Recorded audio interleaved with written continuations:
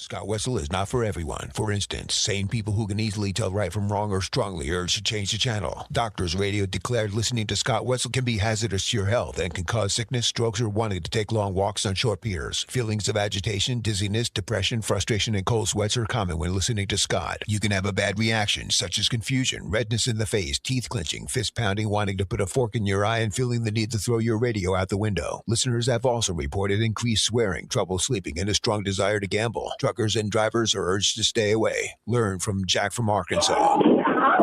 As for women, don't even think about it. Oh no, my nipples clearly got erect. You've been warned. Now, here's your host, Scott Wetzel.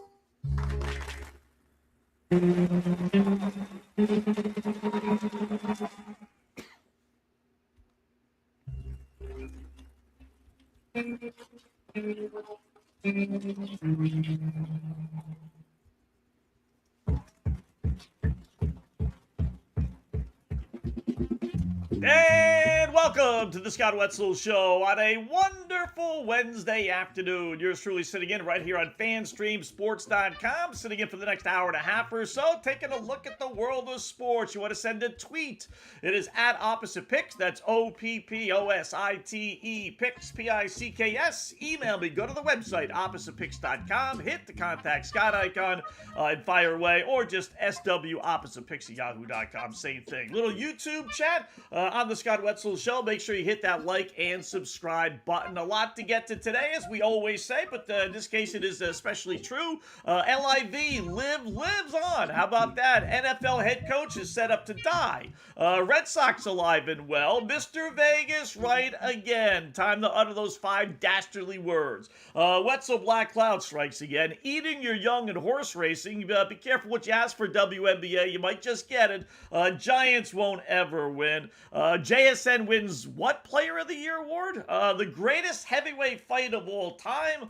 And Fauci fights back. We'll get to all those stories, plus your tweets, plus your emails, plus a little YouTube chat, like I said, on the Scott Wetzel Show on YouTube on this Wednesday afternoon. Afternoon baseball, as a matter of fact. Not a big afternoon baseball better. The LLs, LWs, loyal listeners, loyal watchers realize that, there's too many things thrown into the equation in Major League Baseball in the afternoon. Really are. How many games do we have? 1, 2, 3, 4. Only 4. Okay. We get usually some on Wednesday, some on Thursday as well. Why do I generally stay away? The rules are made to be broken, obviously.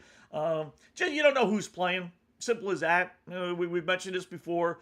Guys that play at night, catchers, relievers, really any position, but especially those, generally aren't available the next day.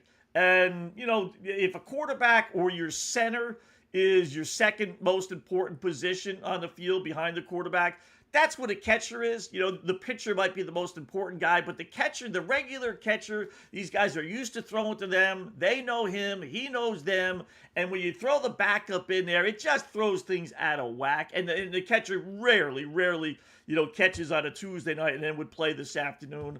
Then you get the relievers that pitched last night. Are they able to come back on short notice the very next day? Half a day later, really? Probably not. You don't know. Guys in the outfield, they take off. And so it's just, you don't know. So if you really want to do your research, a half hour, 45 minutes before the game begins and find out who's playing and who's not playing, okay. Sometimes it helps. Sometimes it hurts. It's not necessarily a negative. It's just, it's something different. And it's generally getaway day. And, listen, these are human beings. So, they want to get the fudge out of there. Do the LA Dodgers want to stay in Chicago after being on the road for a little while? No.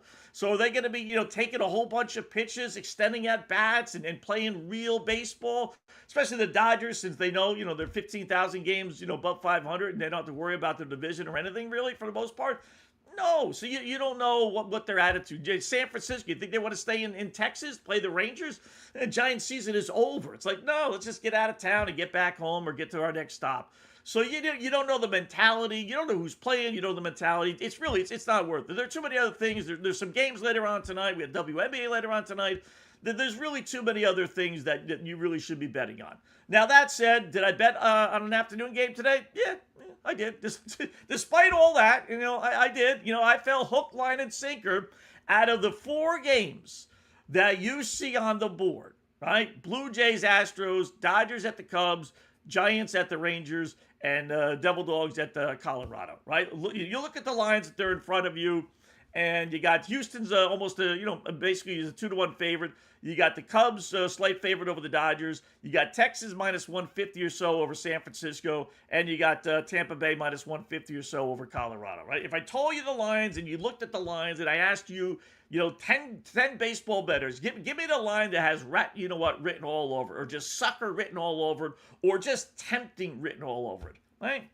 I think 9 out of the 10, if not all 10, would say, you're giving me the Dodgers plus odds? Plus odds on the Dodgers? I know it's on the road, and I know it's the Cubbies, but Imanaga's on the hill. He's mediocre. Lauer's on the hill. He's mediocre. They kind of cancel each other out.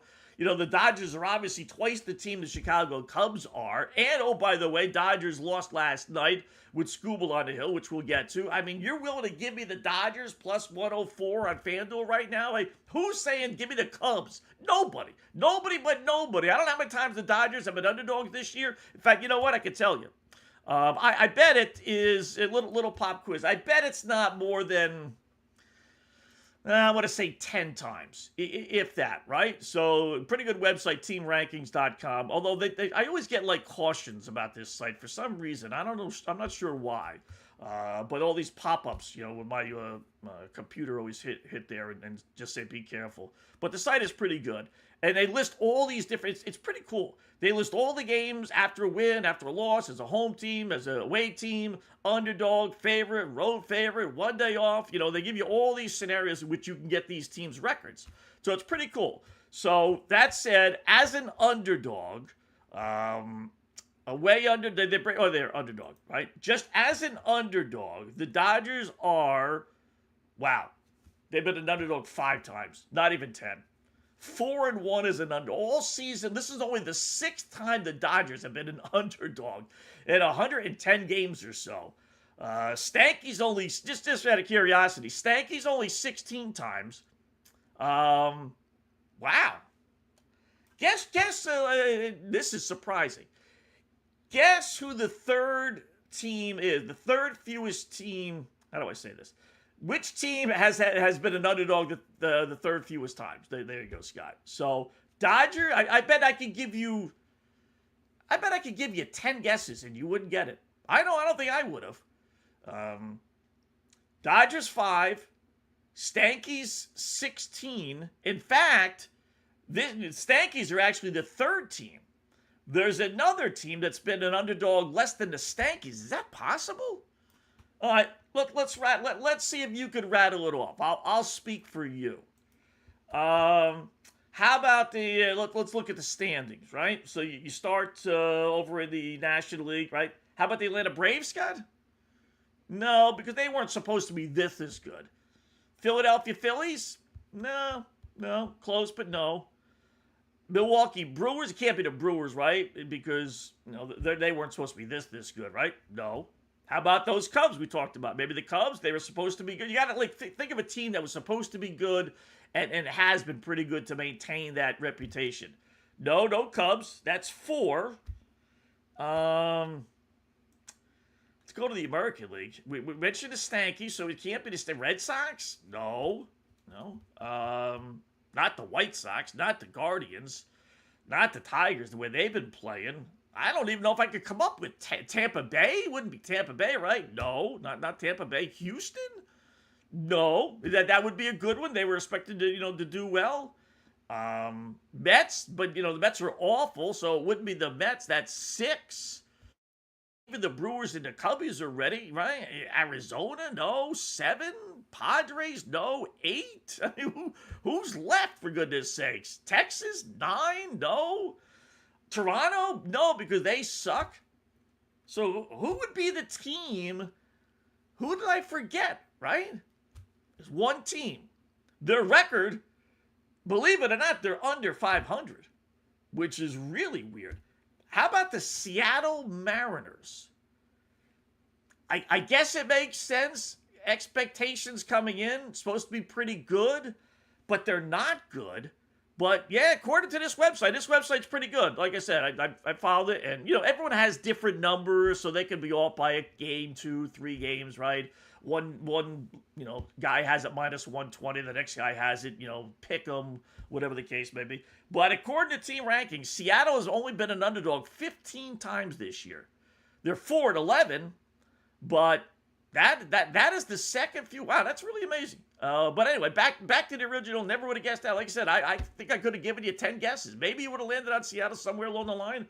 But, especially knowing that they're under 500, you would think sooner or later that reputation of supposed to being a good team would end. But it hasn't with Seattle for whatever reason. So, yeah, Mariners. How about that? So what was the point, Scott? I tend to go off on these little, ad-lib things. The point is the Dodgers are road underdogs today. So for only the 6th time, so who's laying odds, knowing that they're 4-1 as an underdog, knowing that, they might get swept in a 3-game series as well, which is hard to do. They're not playing good ball. They're 500 since the All-Star break now.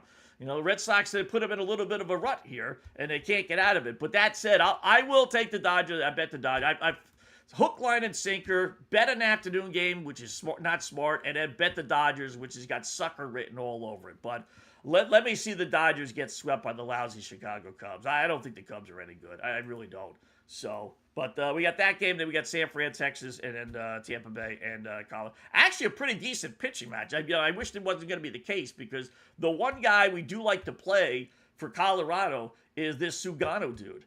I told you about him. He's 11-4, right? Tomoyaki Sugano. He's 11-4. Keep in mind the Rockies are 45-69. So the Rockies are 24 games under 500.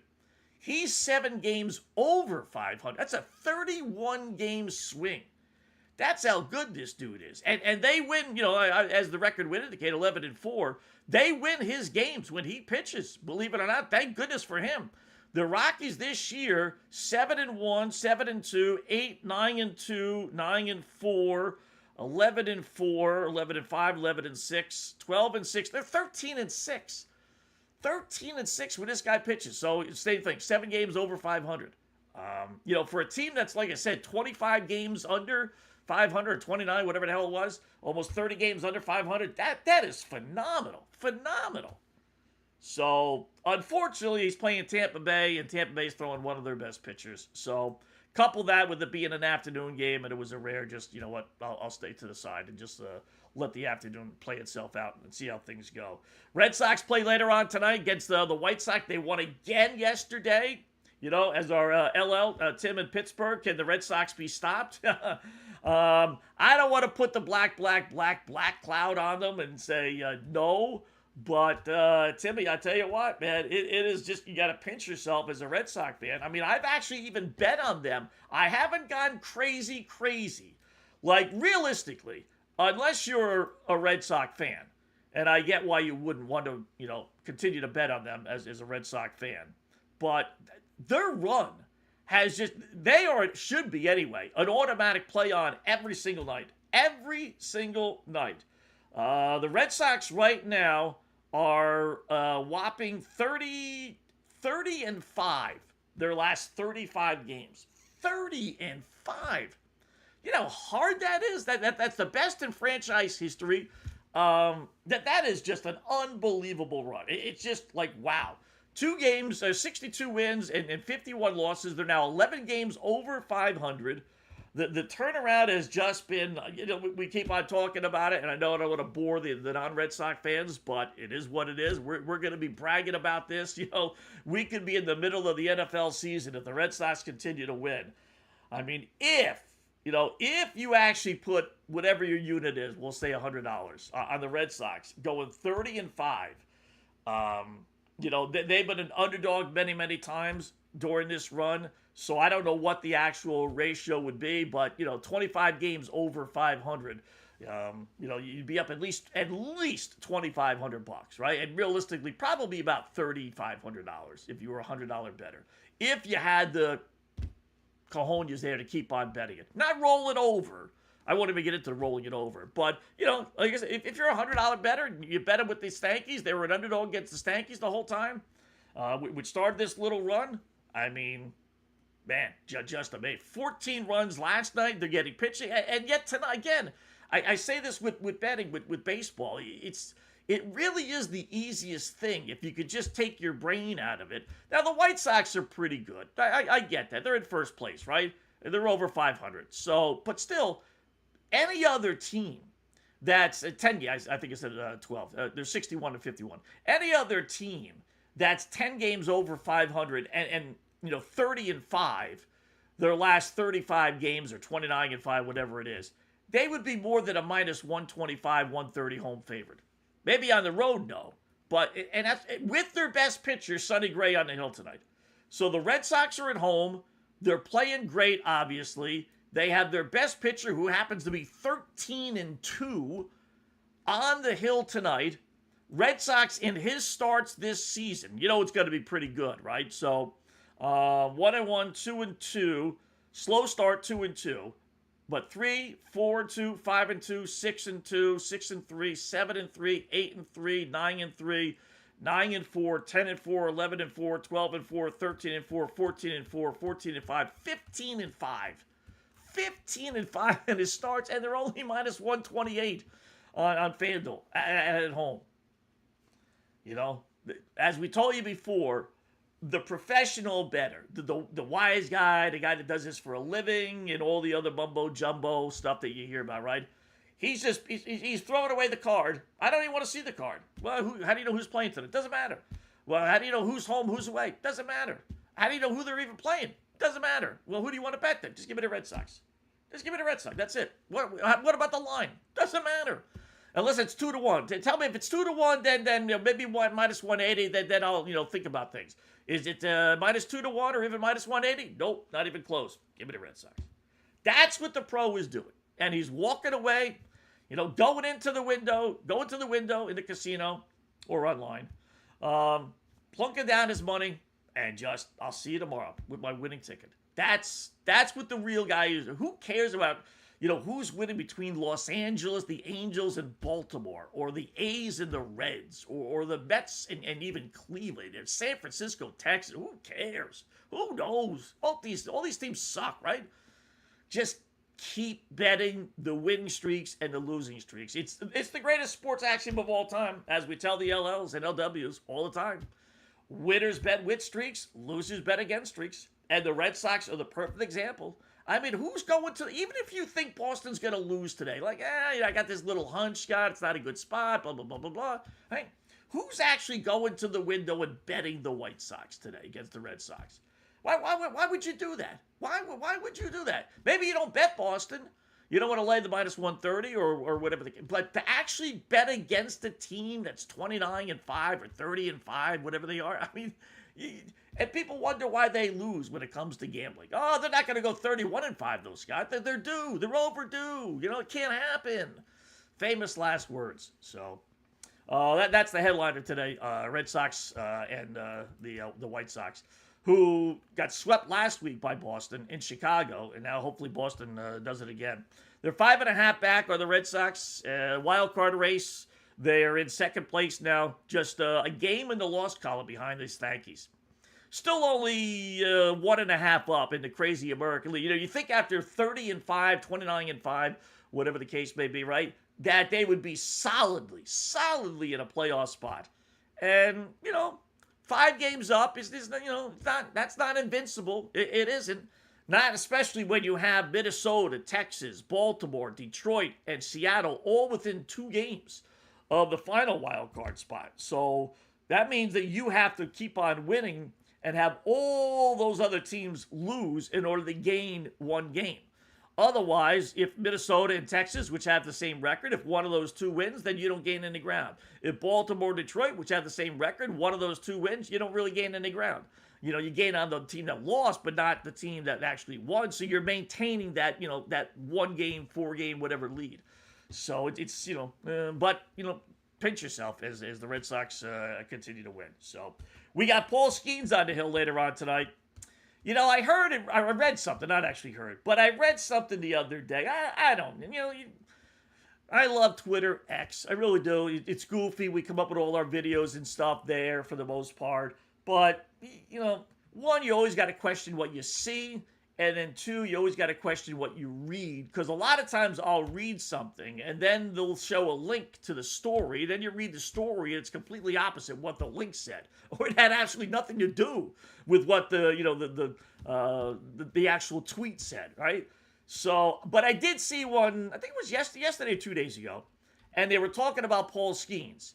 And, Skeens has not been, the prototypical Paul Skeens. He's 9-9. And people were giving him excuses. I said it over the weekend. He's like the Scotty Scheffler of golf. But I don't even think he's getting to be Scotty Scheffler anymore. In that he's coming close. He's pitching well. He's just not winning the games. Kind of like Scheffler. Yeah, he's not winning the tournaments, but he's finishing in second, third, fourth place. No big deal, right? So they're comparable. But now Skeens is to the point where he's not even like coming close. Dude's only 9-9, and his ERA is close to 4. 3.90. I don't know how many people would guess that without actually knowing, right? And his last several outings, 5 runs last outing against Cincinnati, 5 runs, these are earned runs too, 5 runs against the Cubbies the time before that. Did have 3 good outings in which he allowed 1, 2, and 2 runs, but then he allowed 7 before that, 4 before that. Bottom line is his ERA is close to 4, right? And I read, and I don't know this necessarily to be true, that he had heard that guys who, he looked into it, and guys that have all these arm issues are just throwing the ball too hard. Jacob Mizorowski type, right? And that he's taken a mile or 2 off his fastball. I don't know if that's necessarily true or not, but it did get me to think, if this, he really believes that, right? And even if he doesn't, if I'm the Pittsburgh Pirates or any other team that's got a Mizorowski or a Skeens or whatever, right? Honestly, what's more important to you? If there were 2 guys on the table, a big-time starting pitcher like Skeens, Mizorowski, Skubal, who in 2026, 27, the way they use starting pitchers is going to go, 15-5, 15-6, something along those lines. And he's only going to go 5-6 innings. You're going to baby him. You're not going to let him throw 100 pitches for the most part. And he's only going to go, like I said, probably 6 innings we'll count on. Is that guy, would you take that guy? Or a guy on the other side of the table who's saving 50 games a year because he gets to pitch every close game and only has to throw 1 inning? It's the whole mentality. It's an old debate. What's more important, a starting pitcher or a reliever? And it used to be a starting pitcher, but times have changed. We don't go 7, 8 innings, 9 innings, God forbid, anymore. We're only going 6. So why waste our best pitcher on the first 6 innings when the game is determined in the last 3 innings? So is it that, if Skeens is worried about blowing out his arm and throwing too hard and blah, blah, blah, blah, blah, right? Just go to him and say, listen, I'd rather have the guy saving 50 games. I would rather know that if I can hold the lead after 7, maybe 8 innings, we're going to win that game 9 times out of 10 because I got Paul Skeens coming out of the bullpen. I would much rather have that than I would wasting his Skeens on the first 6 innings, who's going to baby himself anyway. Maybe he's leading, maybe he's not, and then have relievers come in and blow it in the 7th, 8th, and 9th inning. I've always said that. I've always believed that. I thought I'm one of those guys that think there should be, probably a half a dozen more relievers in the Hall of Fame. It's not easy closing out games. Are there some cupcake saves? Absolutely. 3-game lead or 3-run lead, bottom of the 9th inning, and you retire the side in order. That's a save. 4-run lead, that's a save. As long as the tying run comes to the batter's box or comes to the on-deck circle, that counts as a save. So, yeah, there are some, definitely, but give me the guy that can close out the game, the Aroldis Chapmans of the world. And I don't think so. But, people say the greatest closer of all time, don't forget, Mariano Rivera, started out as a starter. He bombed out. He was awful. And then he went to closing games.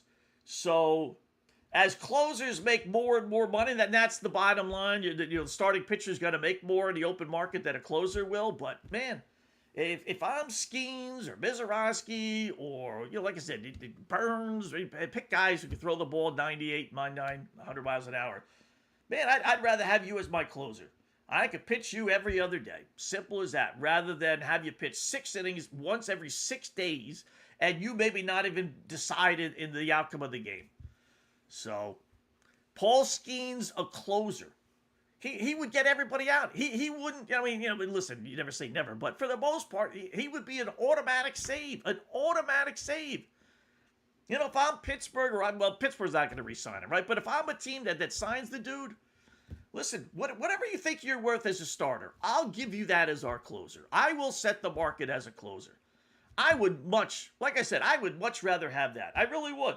I don't have to worry about pitch counts. I don't have to worry about arm surgeries. I don't have to worry about throwing the ball too hard. I don't have to worry about any of that stuff. It all gets thrown right out the window. I'll put some schmuck in there to start the game. Our team's going to be good enough. We're going to have leads how many times? 70 times? 80 times? During the course of the game or the season? If you're a good team? Yeah. Give me Skeens. We'll see what happens tonight. I would bet on them. As much as the Dodgers are tempting, as an underdog today, Dodgers lead 1-0 already. Somebody must have hit a home run. Let me see.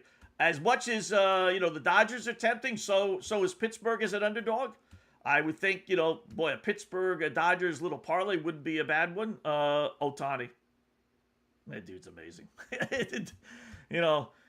We say that every time he hits a home run, but the guy is amazing. 24, that's his 25th home run. Was he leadoff batter today? Sometimes they screw around with the lineup, yeah. So, led off the game against Imanaga. His buddy. Should have known. What if they were betting on that? Little side bet on that?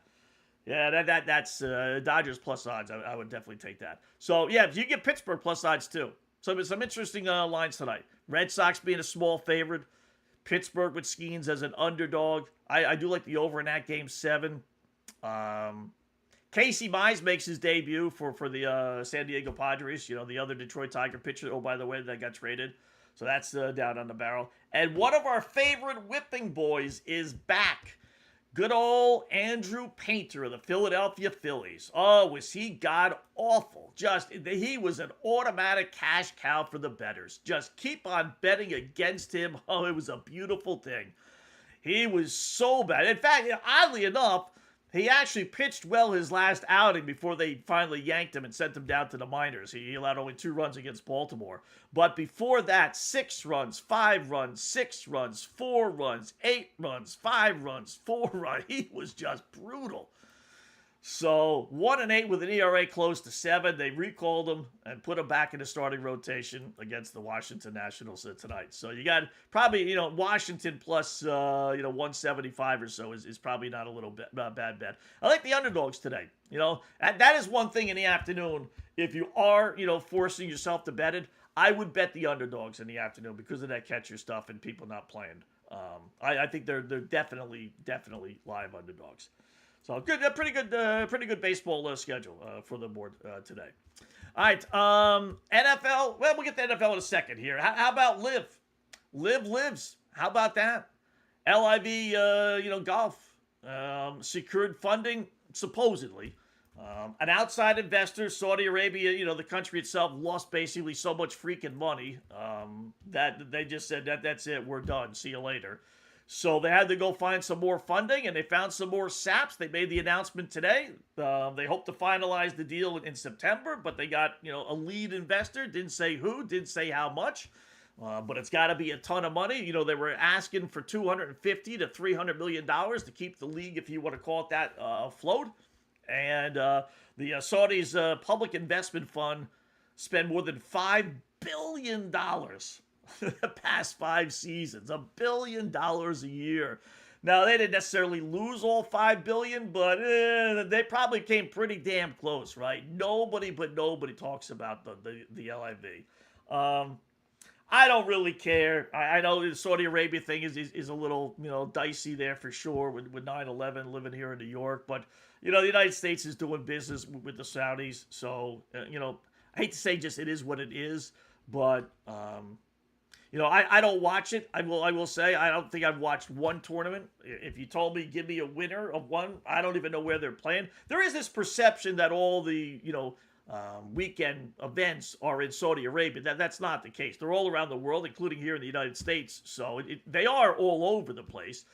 I think Fox is broadcasting one of the networks. I think it's Fox broadcast some of their events, or NBC, one of them. But I've never watched. I'm not a big golf bettor. I like golf, play golf, watch golf, interested in golf.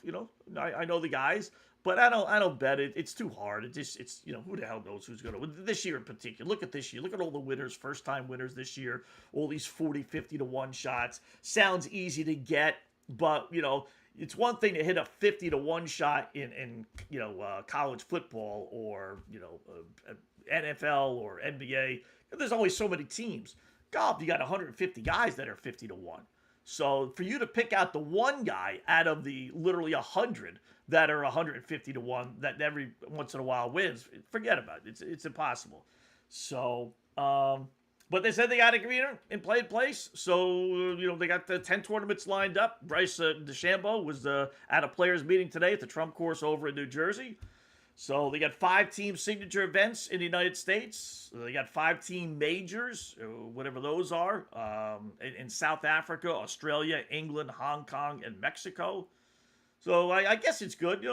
One more thing for the golfing world to be able to take control of.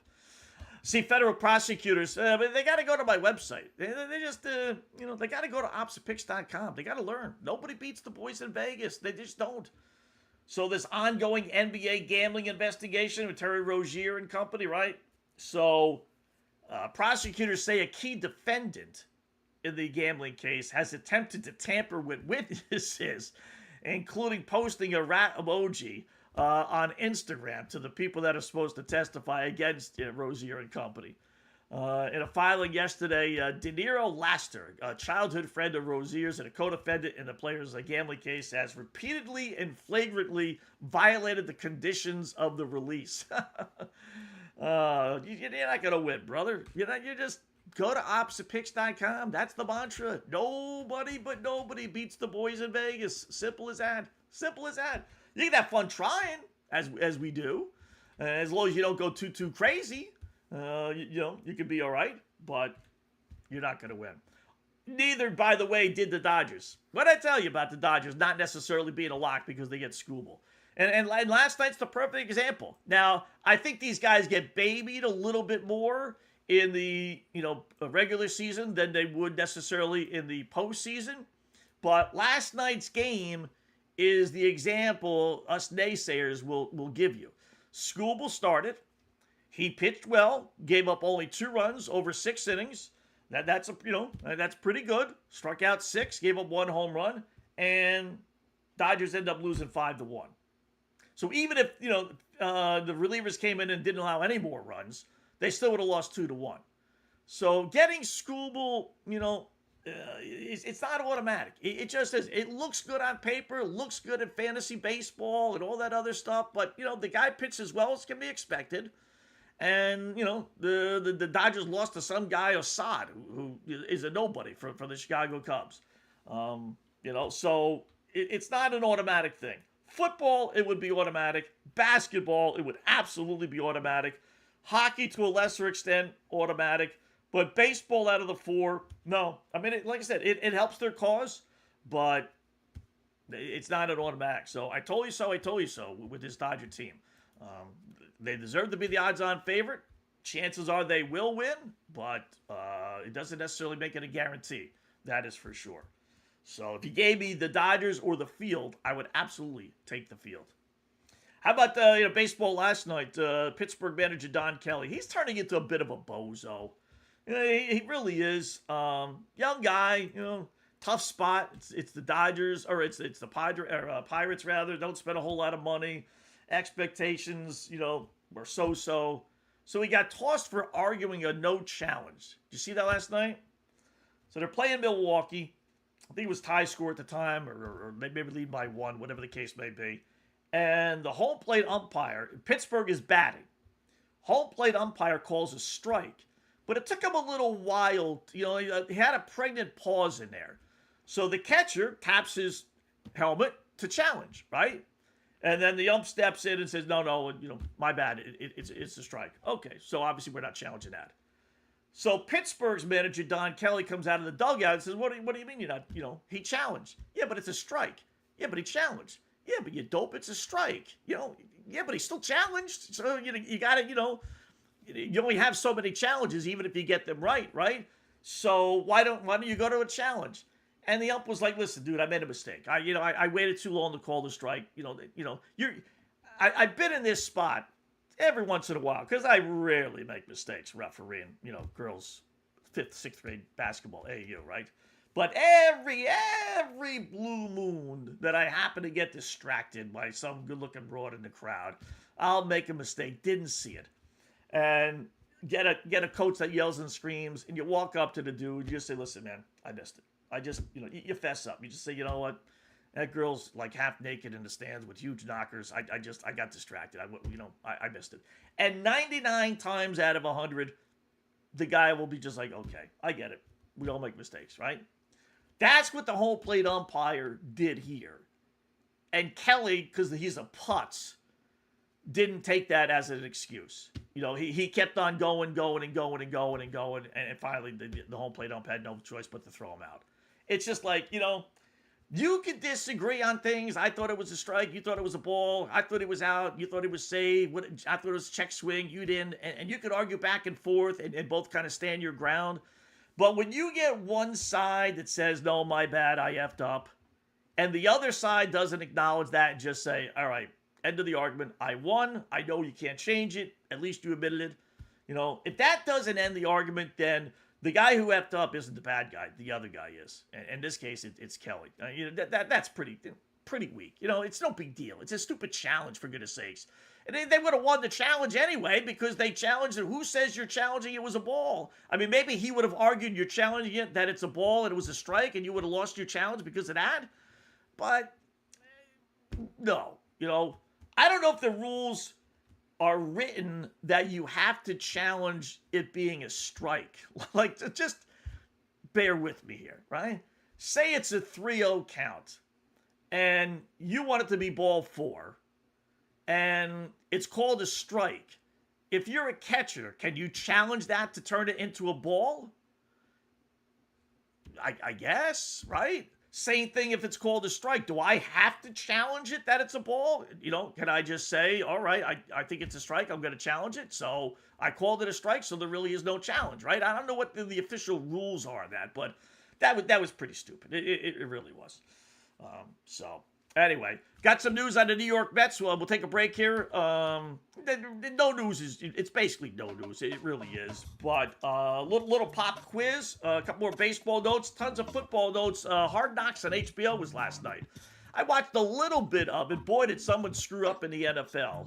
And then we got our coaches on the hot seat. Coaches most likely to be fired. Some of these sites allow you to bet on who the first coach will be fired. We'll go over that as well. So a lot to get to here. Still plenty. A greatest boxing match of all time. Got some highlights of that as well. It's a Wednesday afternoon right here on FanStream Sports.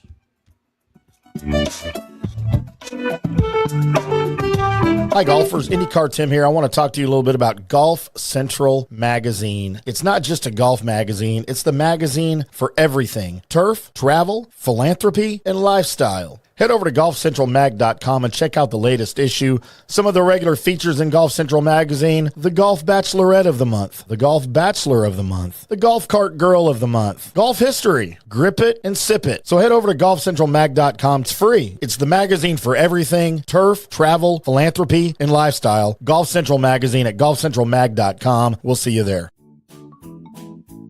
Sports fans, it's time to gear up. Head to fanstreamsports.com and check out our brand new merchandise store. We're talking bold t-shirts, 3/4 zips, hoodies, hats, mugs, and more. Everything you need to rep your favorite shows and your favorite crew. Whether you're rolling with the J.P. Peterson Show in Tampa Bay, From the Rough in Dallas, the Tim May Show featuring Clay Hall, or the Jeff Thidoff Show in Ohio, or any of our FanStream Sports original programming, we've got the perfect look for game day and every day. So don't wait. fanstreamsports.com. Click merch and grab your gear now. Wear the stream, live the stream, fanstreamsports.com. Hey folks, let me tell you about Bay Area Modern Medical Center, a very different kind of approach to primary care. Personalized preventative medicine, not a one-pill-fits-all mentality. Christopher Lugo and his experienced medical staff are proactive in looking at issues before they become a problem, encouraging a healthy lifestyle with proper diet, supplements, and exercise to optimize your active lifestyle. Rather than the impersonal, rushed approach, you will be the only patient and will have our full attention. That's new. Getting old is inevitable, but feeling and looking old is avoidable. Bay Area Modern Medical Centers are experts in anti-aging regenerative medicine that optimizes your body's performance in many areas. So call for an appointment to get started on a journey back to full health and a happy life with a new, modern way of healthcare. Call 844-977-3477 or go to BAMMC.com. That's 844-977-3477 or BAMMC.com. Today's show is brought to you by Tomstown, a premier craft distillery based in Kansas City, Missouri. Discover their award-winning lineup, including double oaked bourbon, botanical gin, and double grain vodka, named the best craft vodka by the readers of USA Today. Available for online delivery in 40 states. Visit toms-town.com or their Kansas City distillery to explore more. Elevate your game with Tomstown, where history meets innovation.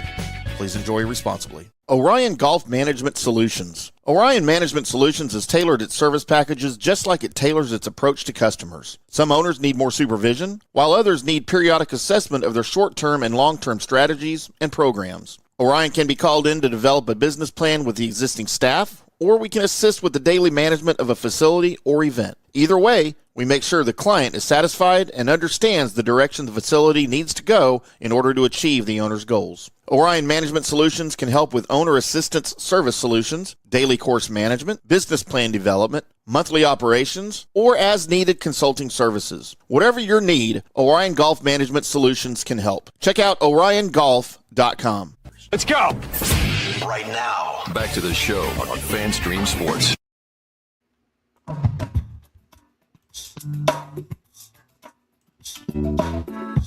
All right, welcome back. It is the Scott Wetzel Show right here on FanStream Sports on a Wednesday afternoon. Yours truly sitting in for another hour or so, going over some NFL notes. Head coaches set up to die. How about a little horse racing note? This could be the end of horse racing.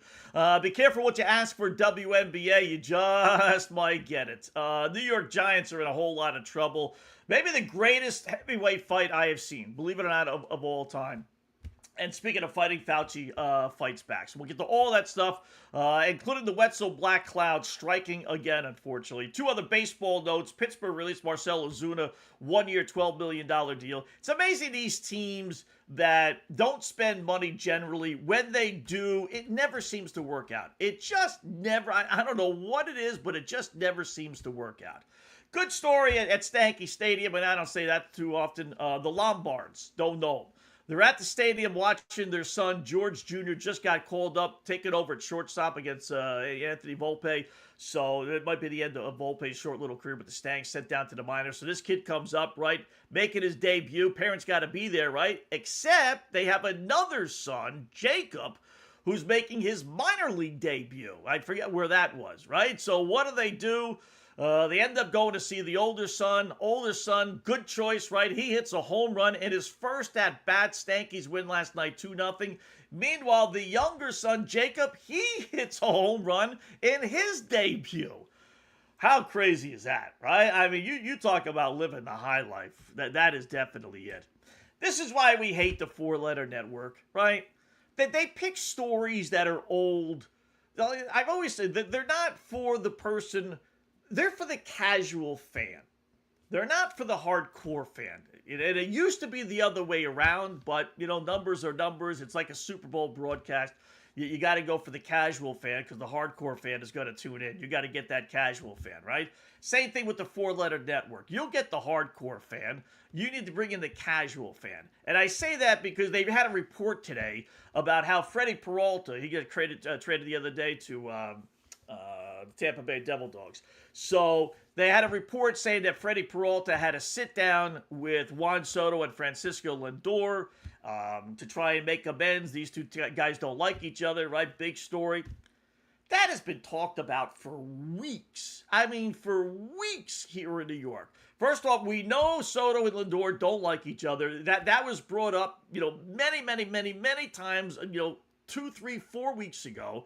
And even one of the two, Soto and Lindor, said it wasn't a sit down. We just had a conversation in Spanish. Like they're teammates. 3 teammates aren't supposed to have a conversation. I mean, that's a big exclusive story. Oh my God, 3 teammates who speak Spanish all had a conversation together. How about that? Oh my goodness, put that on the front page of the 4-letter network. It's so stupid, right? So whether it happened, didn't happen, I mean, of course it happened. You can probably say the same thing about, 1,000 other teammates having conversations. But, that's what I mean. The 4-letter network will grab a story like that, regurgitate it, say it's their own, that they found this big exclusive. Meanwhile, if you live in the actual city, if you're living in Sacramento or Texas or Chicago, you're like, oh, wow, Soto and Lindor don't like each other and they had a powwow, right? But if you live in the city where the story is originating from, we've known that for weeks. And there's nothing new to it. So, but they want to gravitate it and grab it like it's their own. So, how about a little pop quiz from our good buddy Mark Lawrence, who joins us every Friday here on the Scott Wetzel Show, including tomorrow. Little coffee club. He's got a daily emailer that he sends out. Little gambling notes and everything on it, right? So today he's got a little bet on there. Kenyon, and I didn't get it right. I'll admit. My answer was Frank Robinson. That's a little, hint. Name the other guy besides Louis Arise, just traded to Philadelphia, that has won the batting title in both the American and National League. I was stumped, but I guessed Frank Robinson because I know Frankie's the only guy that's won the MVP in both leagues. And I thought, okay, maybe, I wasn't sure, maybe he won the batting title those years, hence the MVP, but no. And I could probably, we give you, 10 guesses with the NFL. I probably could give you 100 in Major League Baseball, and I don't think you'd get it. I know I wouldn't. DJ LeMahieu won it with the Rockies in 2016. I would have known that. I didn't think he had actually won it with the Stankies. I know he had 1 or 2 good years, but he actually won it with the Stankies as well in 2020. So, little nugget from Mark Lawrence's coffee club. And again, Mark will join us tomorrow. So, a couple football notes here. Wetzel Black Cloud strikes again. We talked about the Atlanta Falcons. One of our overplays from yesterday, yesterday afternoon, probably while this just occurred, one of their best defensive players tore his ACL in practice. On grass, by the way, for all those guys who keep on preaching grass over artificial turf, out for the rest of the season, or for the season. He's a rookie, second-year player out of Georgia, had 5.5 sacks last year. They figured he was only going to get better this year, which makes sense. Blows out his leg. Out for the season. Wow. It's not going to change our bet. We can't. It's already in, but not going to help either. But basically, the Falcons season is going to, rest in their quarterback spot, as most teams are, but especially Atlanta, right? But if you're an edge rusher for the Falcons, that's not a good spot to be in. You have him. You have James Pierce. He was, by the way, number 1 draft choice, 15th overall. So he's not just any player, last year. They drafted James Pierce, first round as well, last year. He was arrested on domestic violence charges. He's facing an NFL suspension. Year before, they used a 3rd-round pick on a defensive player who blew out his leg twice, back-to-back seasons, an edge rusher, blew out his ACL. So the last 3 guys that were supposed to be, the guy for the Atlanta Falcons defense have all gone down to injuries. So I won't take the blame for the other 2, but the Walker one, that's kind of on us. So sorry about that, Falcon fans. Watched the last 15 minutes of Hard Knocks last night. One of the things I did notice I saw is Jackson Smith-Njigba, great wide receiver. So he got the AP Player of the Year award yesterday, or over the summer.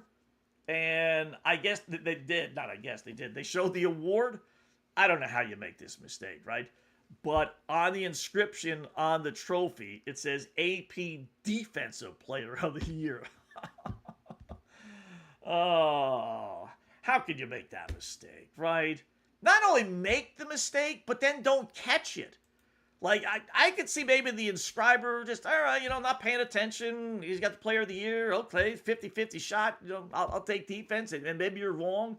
And then when he shows the work to make sure, okay, approve this. Did it come out okay? Is this what you like? Did you want something a little different? You want me to tweak it a little bit? Like, nobody says, no, dude, the guy's an offense. He's a wide receiver. You gave him the defensive player of the year. Nobody saw that. I'm more amazed with that than I am making that mistake. The mistakes, like I said, happen. But for nobody to pick it up, wow. So here's a little clip of this is kind of funny, actually, of Mike McDonald, their head coach from yesterday. Everything will pass. Yeah, it does. You're right. Yeah. See that note card right there? It says, this new hotshot coordinator is terrible. Rex Ryan. And I deserved it. We were dog on defense.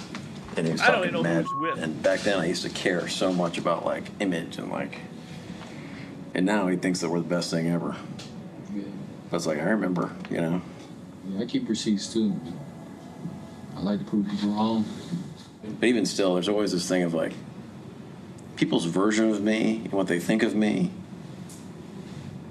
is not me. Yeah. So it's I'm okay with that.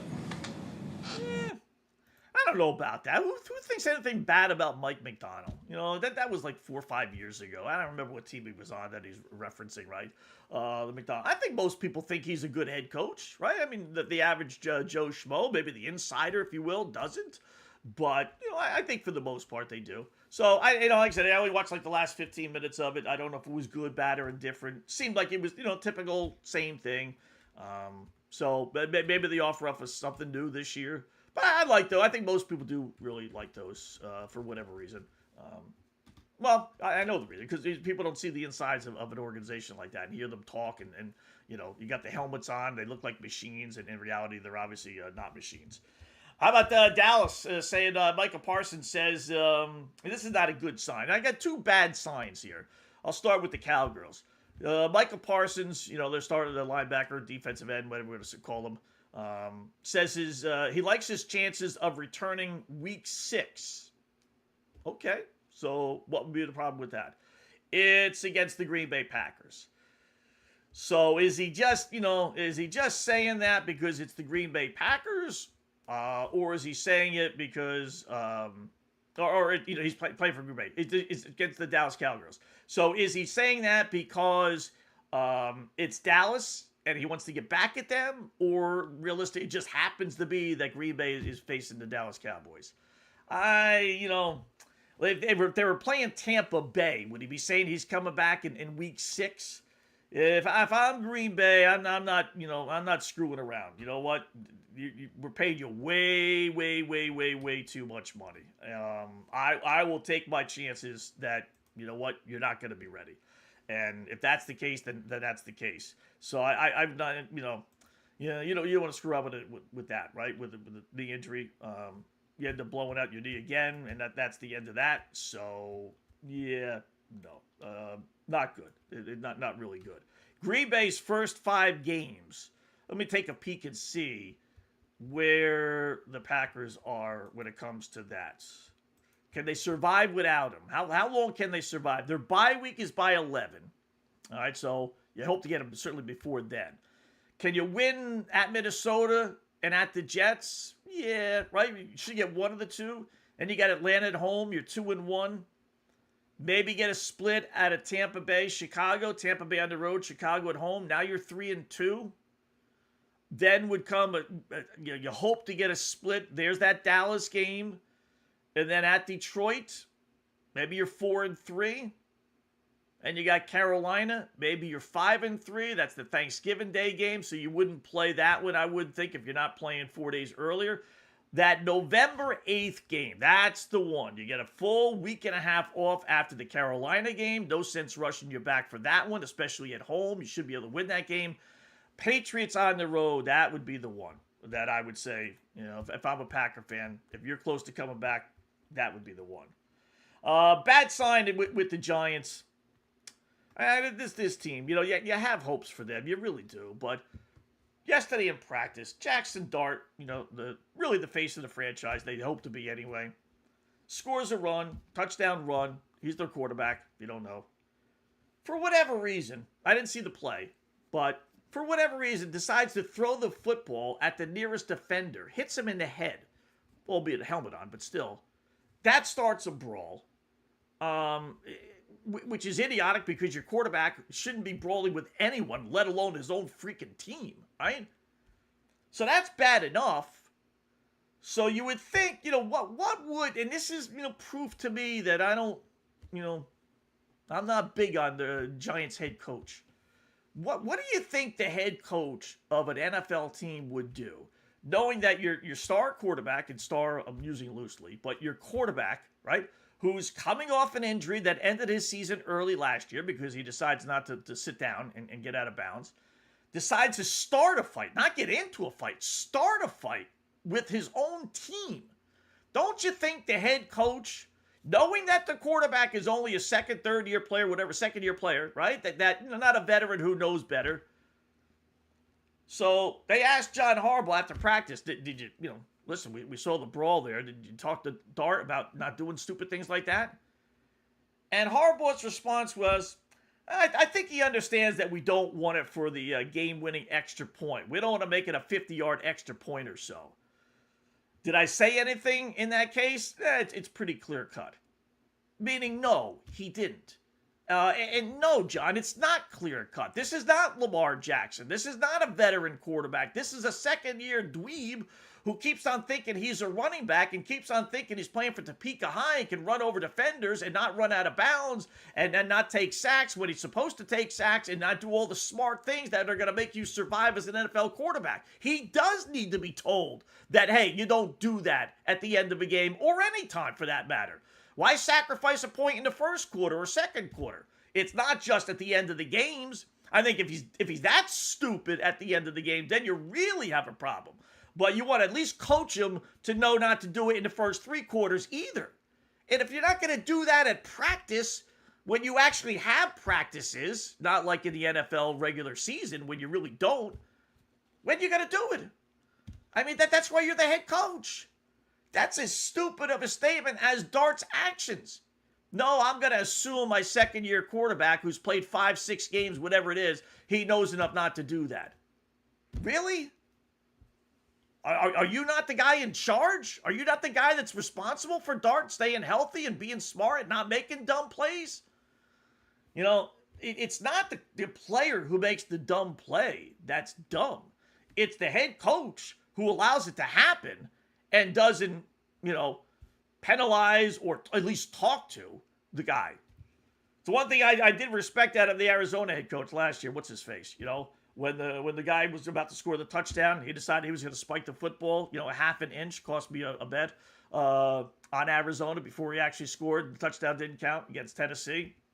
And the guy got into his face and really, he was like, he had to be held back. He wanted to punch him in the face. I was like, cool. You know what? Good. Because me with my bet on Arizona, I want to do the same freaking thing. So at least my head coach is feeling the same thing I am. Unlike a head coach like Harbaugh, who's going to stand on the sidelines and say, oh, well, he should have known. Yeah, he should have known. You should have told him. Stupid. These fights are really, it's like scrums in hockey. It really is. Are punches thrown? Yeah, they are. Probably more so in these scrums than they are in the NHL and hockey. But even Tennessee, their all-pro defensive tackle, Jeffrey Simmons, threw a punch in team practice on Tuesday, starting a brawl. And I can't believe I'm going to say this because I'm not a big fan of his, but that's probably more so because he was with the Jets. But now we told you the example with Harbaugh, with the Giants, right? So Tennessee has a brawl, and what does Robert Saleh do? First-year head coach pulls his Titans together and says, you know what? Kick Simmons, who's one of their best players, out of practice. Why? Our policy is, he says, if you throw a punch, you're ejected in the game. Same thing with practice. If you throw a punch, you're thrown out of the practice. I'd rather go into the locker room and know what guys I have on the field. We still got our work in. So all the reps were all done. He actually stayed on the sidelines, but he wasn't able to actually, practice. That's what you do. That's actually how you handle it. Like I said, I'm not a big Salah fan. Once I get the stench of the Jets thing off of him, maybe I will like him a little bit more. But that's how you do it. Not to mention the team was 3-14 last year. Simmons isn't on a team that was a playoff team and maybe could take some liberties. You got to set the law down. The inexperienced, never won anything in his life, head coach Salah knows what to do, and Harbaugh, the Super Bowl champ, maybe the fire's gone with Harbaugh. I'm not a big fan of his. I watched a lot of Baltimore Raven games, a lot. I did not want him as Dolphins head coach when they were talking about him coming to Miami. I would have taken him, but I was not one of those that was yelling and screaming. I've seen too many Raven games. He gets coached. Topeka High's head coach could outcoach him. He really is just a product of the system and two really good quarterbacks in Flacco and Lamar Jackson to me. He's had way too much talent on that team not to have won another Super Bowl. So, amazing. You got to go to the inexperienced guy. How about the Bears giving right tackle Darnell Wright 4 years, $116 million contract. Makes him the highest paid right tackle in NFL history. Listen, I'm not going to sit here and rate offensive linemen and pretend I know. Guys that do that are either lying or just too much of a geek for me. But I do know you don't pay your right tackle that kind of money when you have a right-handed quarterback. They may run the ball to the right a little bit more and roll out to the right a little bit more, but, so do other teams. And you still pay your left tackle. He's the blindside tackle. So when your quarterback goes back to pass, right? If he's right-handed, he's not looking where? To his left. That's why you got to make damn sure that left tackle and the left guard know what they're doing, because otherwise those defensive linemen are going to kill your quarterback. Quarterback can see what's coming right at him. So you don't need to pay the right tackle and the right guard that kind of money. But those are some of the things you can do when you have a quarterback who's not making, a lot of money. He's still on his rookie contract. But that's second highest offensive tackle in NFL history behind Larry Tunsil, who just got a massive deal with the Redskin Potatoes. So, all right. Go ahead, Bears. You know what you're doing, but I wouldn't have done that. And then last one before we take a break.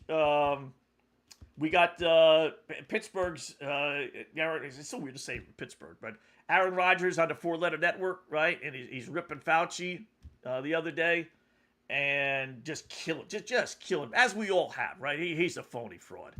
And then basically, Fauci responded, his people did anyway, by saying that Aaron Rodgers knows nothing about football. He should just he should stick to football, quote unquote. David Schluter. In an email to The Athletic. So back and forth they go. You know what?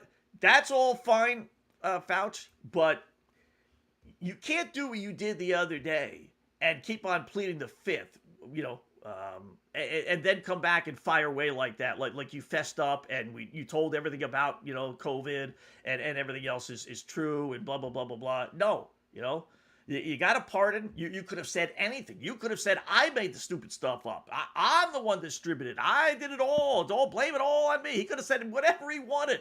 He's free to say whatever he wants. And instead, he wimped out completely. So you can't now, when someone attacks you, you can't fire back, that person should stick to football as much as maybe Aaron Rodgers should. Although Aaron Rodgers is a little weird, right? We all know that. So, but no, not. Fauci, whoever actually liked Fauci, although the only thing I will say is this about the COVID, and I had it 3 times. Let's not pretend COVID wasn't real. I think people are going overboard with some of this stuff. Like, no, it didn't happen. We told you it wasn't really, real and this, that. No, it was there. Who knows how we got it? Who knows whether the vaccines didn't work, whether the mask worked. They did. We kind of knew that, right? But don't pretend COVID wasn't real. People died from it. Maybe they were already sick. Maybe they're already ill. Deficiency, immune deficiency, whatever the case may be, older. But, they got a lot wrong. They did. But it wasn't completely all made up like people didn't have it. Because I'm here to tell you, I had it. I did. Quick little break. We got horse racing. Some big news in horse racing.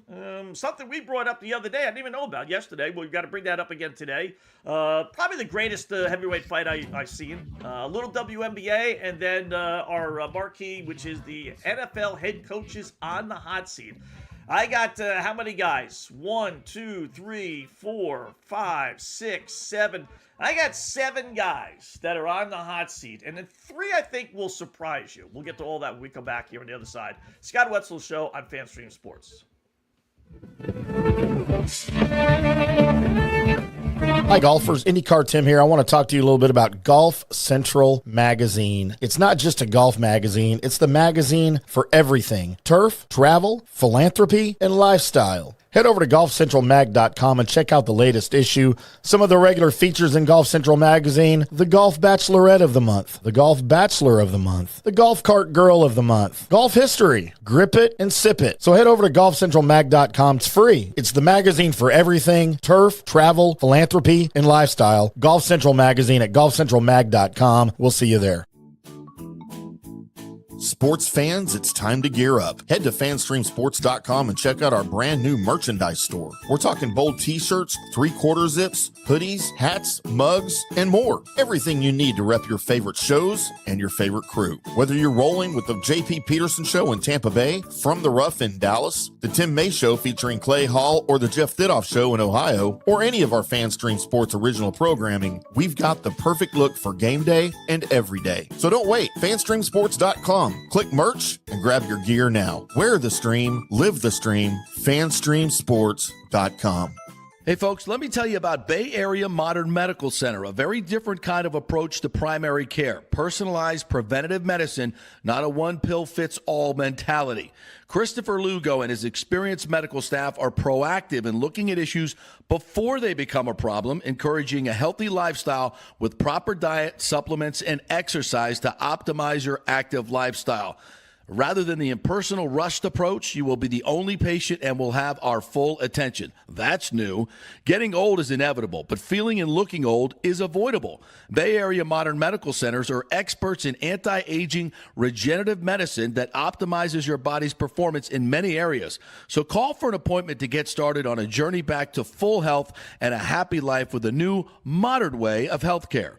Call 844-977-3477 or go to BAMMC.com.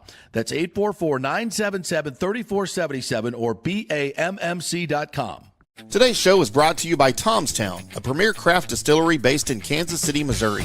Discover their award-winning lineup, including double oaked bourbon, botanical gin, and double grain vodka, named the best craft vodka by the readers of USA Today. Available for online delivery in 40 states. Visit toms-town.com or their Kansas City distillery to explore more. Elevate your game with Tomstown, where history meets innovation.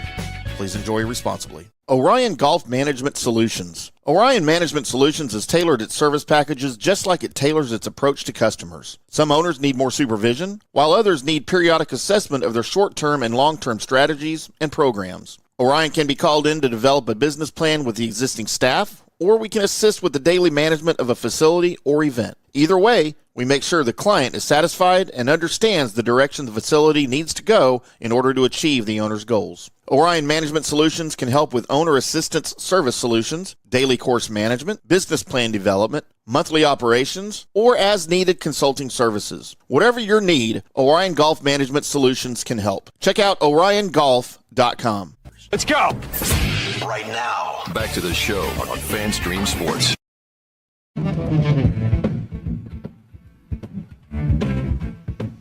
All right, welcome back. It is hour number 2 of our almost 2-hour extravaganza. Scott Wetzel sitting in for another hour or so right here on FanStream Sports on a Wednesday afternoon. FanStream Sports. Got some NFL stuff to get to. Looked at the baseball, hour number 1 with the games this afternoon. I'll take a look at some of the scores here. We did like the Dodgers today as underdogs on the road against the Cubbies. Didn't think they were going to get swept. I know the whole world probably thought that.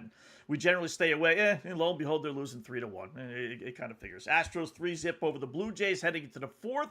That Dodger-Cub game still in the top of the third, and Giants and Rangers no scores. They head to the bottom of the second, starting in just a couple moments, Tampa Bay and Colorado. We're going to stay away from those. Games I do like tonight, like the Nationals. You want to grab them plus 175 against, we talked about earlier, Andrew Painter, who's been nothing short of awful. Just recalled him from the minors. Maybe he's turned things around, but I'll take my chances he hasn't.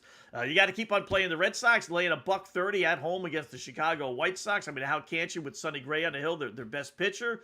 I'd stay away from Pittsburgh with Skeens on the hill, even as an underdog. Don't trust that. And I do like the Padres. We like to give you a 3-pack. Didn't give you 3 yesterday. We kind of forgot about that. Casey Mize is making his Padres debut in Arizona against the Diamondbacks. Generally, I look for spots where you're going to get an absolute 100% honest effort.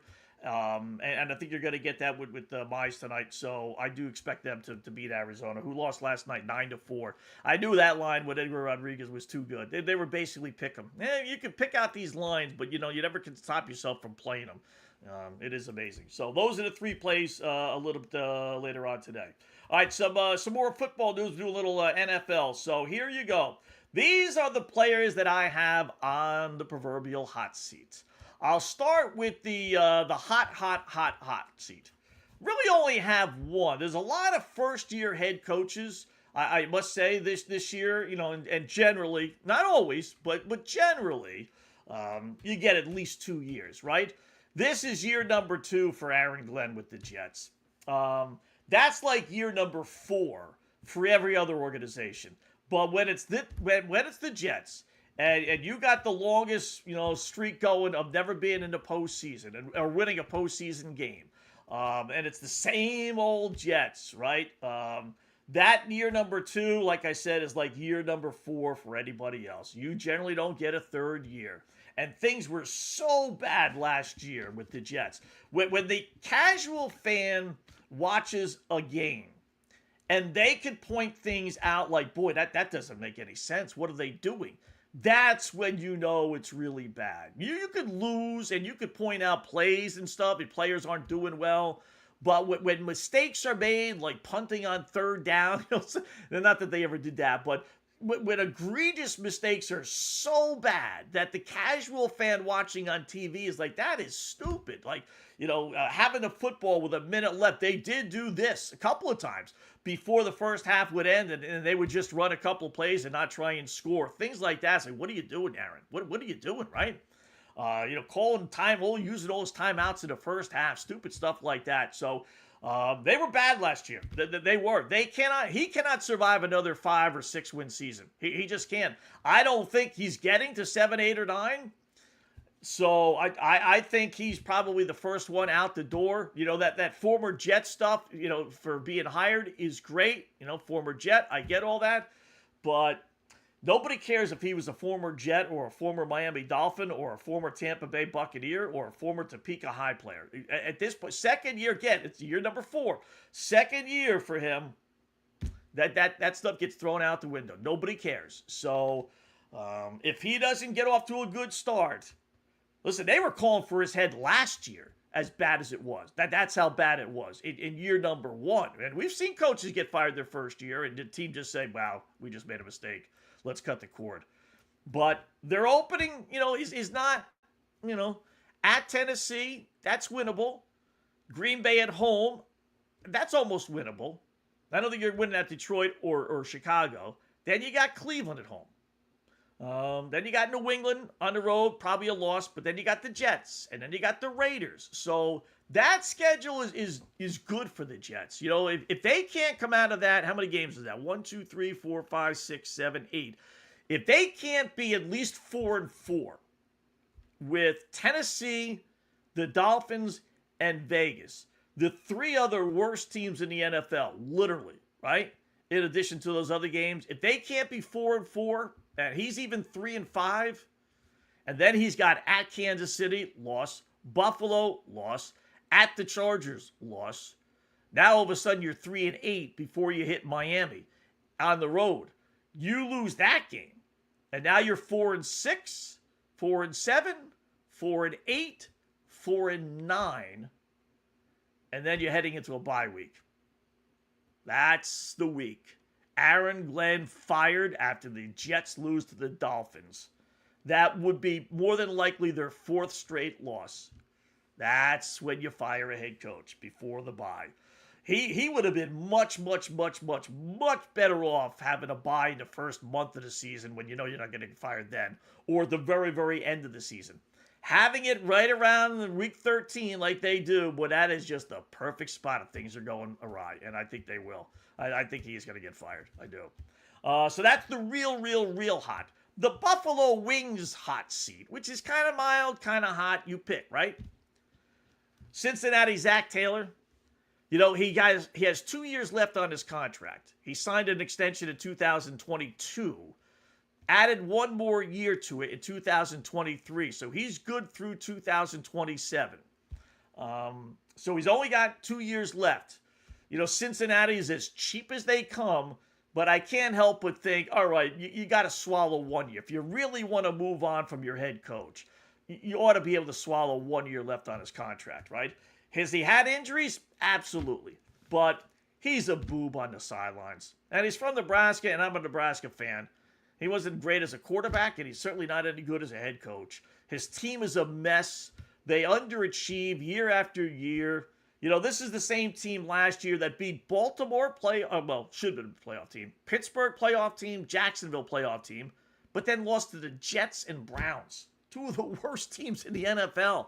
How do you beat 2 playoff teams and yet lose to the god-awful Jets and Browns? That's Cincinnati, up and down, up and down. You know, my guy Joey B, his career is running parallel to my guy Dan Marino. I mean, just absolute parallel. Reach the Super Bowl in year number 2, lose the Super Bowl, think you're going to come back, no problem, don't worry about it. We got a great future, we got great wide receivers, and maybe never get back like Danny never did. So I think Zach Taylor, he's got to get it done this year. Indianapolis is Shane Steichen. You know, he's in his 4th year.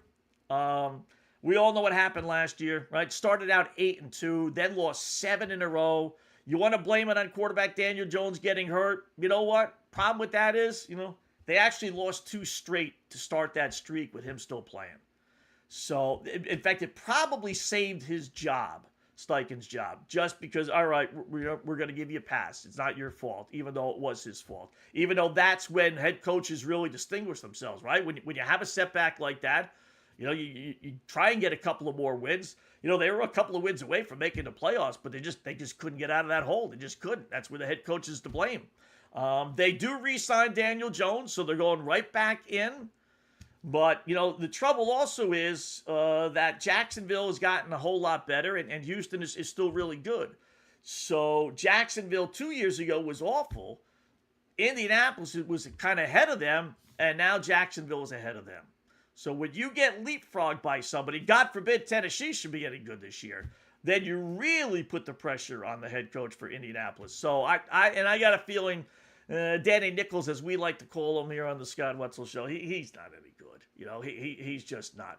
Got fortunate last year. You know, last year of his contract before he screwed up and got hurt. He probably would have been exposed for being the fraud that he is. So yeah, I think Steichen's out at the end of the year as well. Then another one, these are the surprising ones. If you not surprising, but lesser, we'll just say. But Buffalo Wild Wings could be good, could be bad. How about Tampa Bay's Lovie Smith? This is a case of what have you done for me lately? You know, perception is that they have a real NFL quarterback, and I think they do in Baker Mayfield. Wide receivers are pretty darn good, although they lose, what's his face to San Francisco. Scott, you said Lovie Smith? Yes. Oh, not Lovie Smith. Yeah. Todd Bowles. Todd Bowles. Yeah. Okay. You know why we made that mistake, right? Yeah, Todd Bowles. Exactly. Todd Bowles, yes. So what have you done for me lately, right, Todd? Not a whole lot. Last year, they don't make the playoffs. And here's the key to it all. You know, he's a defensive guy. The offense is terrific, right? Wide receivers good, running backs good, quarterback good. But he's the defensive guy, Bowles. He's not the offensive guy. So they didn't make the playoffs last year, and they didn't commit to quarterback Baker Mayfield for whatever reason, right? They lowballed him. We know that. Baker crying about it last week.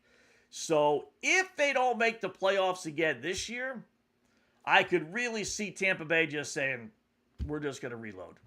We're just going to reload. That's it. Baker, we're done with you. Bowles, we're done with you. Bring in a new head coach. Get a decent draft choice, top 15 if they don't make the playoffs, and just start fresh. I could see that. I definitely could. How about Dave Canales for Carolina? Third year. Scott, he made the playoffs last year. Yeah, he made the playoffs last year with an 8-9 record. He didn't make the playoffs because they were good. He made the playoffs because the division sucks. So I can't give him credit with that. In a lot of ways, he's in the same position as Bowles. If you don't win, that means you have other teams that were behind you last year passing you. It's always more difficult that way. Whenever you have a Cinderella team, your team says, hey, listen, if they were able to win at Indiana, right, with Cignetti, then how come you weren't able to win in Minnesota? Or how come you weren't able to win in Northwestern? So we're going to fire your ass. If Indiana was still Indiana football, those guys probably would have gotten fired. Same thing here. Like, if Atlanta can win, or Tampa Bay can win, or, God forbid, New Orleans should win, Dave, what are you doing? So it's just not a good look. And he was brought in for what reason? To resurrect Bryce Young's career. Has he gotten a little better? Yes. But if, again, they don't make the playoffs, that means he's regressed. He didn't go one step forward. He went one step back. And like I said, when you're interviewing, when you're replacing Frank Reich, and you're talking to different people, you're not coming into an organization saying, yeah, that Bryce Young, he sucks. You know what? I'll be your head coach, but boy, our quarterback sucks. So you better go get a new guy. I know it's only year number 2, but you know what? He blows. You'll never get hired. So what do? You come in and you say, oh, yeah, that was great. Bryce Young is the greatest thing in the world. I can make a winner out of him. He could do this. He could do that, blah, blah, blah, right? You sell yourself, not really yourself. You sell yourself on Bryce Young being good. So when Bryce Young is not any good, you get fired. You don't say, okay, you're a smart head coach. Our quarterback stinks, and so we're going to go get you a new quarterback. You say, no, you told us Bryce Young was good. You told us you could win with Bryce Young. You promised you could win with Bryce Young. So if they don't make the playoffs, again, same as with Bowles in Tampa Bay. Just like with Baker and Bowles out, I could see, Bryce Young and Canales both being out. They're tied at the hip. They really are. And, by the way, that would make 3 straight losing seasons. When everything is said and done, make the playoffs last year again, but still, it would be a losing season. So... all right, these are the Jim Harbaugh hots. These are like, this guy's not going to get fired. No way, right? Well, we said that about Jim Harbaugh, right? Or John Harbaugh, rather. Who thought, John Harbaugh was going to get fired, right? From Baltimore. Nobody. So that's where these guys fall into the category. First one I'll give you is Kevin O'Connell, Minnesota. He's not going to get fired, Scott. Really? What's he done in 4 years? What has he actually done? He's got a good regular season record, 43-27. Would probably get another head coaching job in a minute. There's this perception that he's this offensive guru. I don't know where that came from. What has he done? He got rid of a Super Bowl winning quarterback, Sam Darnold, who he had in his lap. He had him play for him. He wasn't smart enough to realize that Darnold was the better of the 3 quarterbacks they had. You want to praise him for that? He had to have helped draft J.J. McCarthy, right? I mean, you're not going to generally draft a quarterback when you got a quarterback as your head coach, as O'Connell was. So he had to have a positive say. So you drafted a guy who sucks. You got a quarterback who won a Super Bowl with the team the day he left us. And he's had a whole lot of talent on offense to work with. I mean, you and I could be the offensive coordinator for Minnesota with the quarterbacks that they've had and the wide receivers and everyone that they've had and be successful. So what's he done? He's underachieved. Again, it goes back to the Harbaugh thing. You don't think Harbaugh would ever get fired, right? But organizations can only last so long before they just say, well, it's not happening. Any head coach can take us to this level. We need you to take us to the next level. And you're not, Kevin. You're not taking us to the next level. I think he's overrated as a head coach. I really do. The other guy would be in the same division, Green Bay's Matt LaFleur. Again, terrific record in the regular season. Playoffs, though, complete different story. The dude's 3-6 in the postseason, 0-2 in NFC Championship games. How long did the Packer faithful sit around? You know, there was some talk last year about him getting fired, which I thought was like, no way. But there was some buzz last year, absolutely. You know, he bought hook, line, and sinker into Jordan Love, who I don't think is really that good. I think he's mediocre. I don't think he's bad. But I think he's just a mediocre quarterback. They lost to the rival Chicago Bears in the postseason last year, which means, you know, back to Carolina, Tampa Bay. The Packers have fallen behind Chicago now in the standings. Now Chicago is a bit ahead of Green Bay, which you might accept with Minnesota, and you might accept that with Detroit, but I don't think you're going to sit well with Packer fans knowing that you're behind the Chicago Bears. So if Green Bay, you know, makes the playoffs, God forbid doesn't, and gets knocked out in the first round, yeah, I could definitely see, I didn't look up his contract, but I could definitely see Green Bay saying, you know, tried it, gave you a good run, you know, 8th year, haven't gotten us to the Super Bowl. We've had good quarterbacks. You've had Aaron Rodgers. You had, you know, Jordan Love. We gave him $1 gazillion. You told us he was a great quarterback, and you still haven't gotten done. So, yeah. Which one ultimately do I think is going to be fired first? I'll give you two in the 1-2. I do think Aaron Glenn probably is the first to go. I think he's on the shortest leash. Let's put it that way. Leash. Leash, too. He just, you know, it's the same old Jets thing. I don't think people in Indianapolis say same old Indianapolis. They say that in New York. You just do. And he, like I said, he almost got fired last year. And I think if he wasn't a former Jet, he probably would have. So he's that close. He really is. They bring in Reich, you know, hopefully he could kind of turn things around, but they have a coach, if you will, in waiting. If they were to fire Glenn. And the schedule is tough. The AFC East has got a brutal schedule this year, including the Jets. You know, on paper, they're not a bad team, especially offensively. They really aren't. That they should be. And again, the problem is he's a defensive guy, and the defense was you know, mediocre at best last year. So I think he's the first one. If you have a site that gives you who gets fired first, he's probably going to be one of the top 2-3 choices. I imagine that. He would be one, and then Steichen, I think, from Indianapolis, too. I would say Cincinnati, Zach Taylor would be the one, but I think the Bungles, as cheap as they are, they probably would let him play out the string. I think Tampa Bay would do the same thing with Bowles. I don't think they would fire him after week 6, 7, or 8 because we would have salvaged the season. I think, although don't forget Bowles last year called out his players. Remember at the end of the year? Like 2-3 games left, and he said, you know, these guys just have to play better, blah, blah, blah, you know.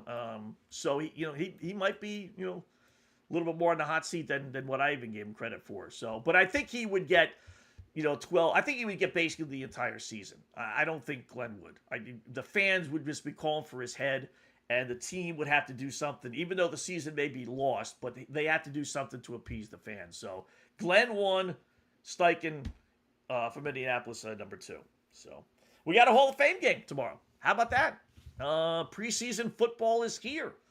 As we got Arizona, which is going to go with Carson Beck, the rookie quarterback out of Miami/Georgia, taking on Carolina.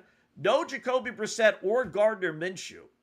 So, the question is, who's the 4th string quarterback with Arizona? And I will tell you that Slovis, the kid, he's been in the league a little bit, right? Yeah. Second season. Okay. The BYU quarterback. So, Slovis and Beck will be your quarterbacks for Arizona. I doubt you see Bryce Young. If you do, I'm sure it'll only be, you know, for a series or 2. And their backup quarterbacks are depth chart for Carolina. Who would be the guys from Carolina? Kenny Pickett and Haynes King. That's not too bad. If you wanted to base it on, you know, quarterbacks, I think Carolina's the play. Pickett is Kenny Pickett, and Haynes King. He's the quarterback from Georgia Tech. He's pretty good. He's a scrambler. Always, he's one of the keys, and we'll go over this tomorrow. Some keys to betting preseason football because I do bet it, and in some ways, it's easier than regular season. But one of the things you do look for are scrambling quarterbacks. Why? Well, because the pass rushers that they're going up against, second, third stringers for the most part, they don't have that quickness. They're not, it's not like that. So the NFL quarterback, though, even a kid out of college who's used to running around, that's his forte. That's it makes his bread and butter. He scrambles around, so he could do that. Might not be able to read an NFL defense. Might not be able to throw the ball fast enough to a wide receiver, but he, by golly, can run around the pocket and he could scramble. That's for darn sure. So I lean towards Carolina. They're a 1.5 point favorite, with the over-under being 35.5. So some of these Hall of Fame games, they're not high scoring, but they get up there, lately, last couple of years anyway. So, couple more things, one or two more football things, including Vince Young. A little update on him. We got the horse racing to get to. Greatest heavyweight fight that I remember seeing as a kid. A little highlight from that, and of course, our proverbial Sophie Cunningham pictures. And leave you with this, which we're going to go politically correct today. And kind of unpolitically correct as well. So still a lot to get to right here on a Wednesday afternoon. Quick little break on the Scott Wetzel Show.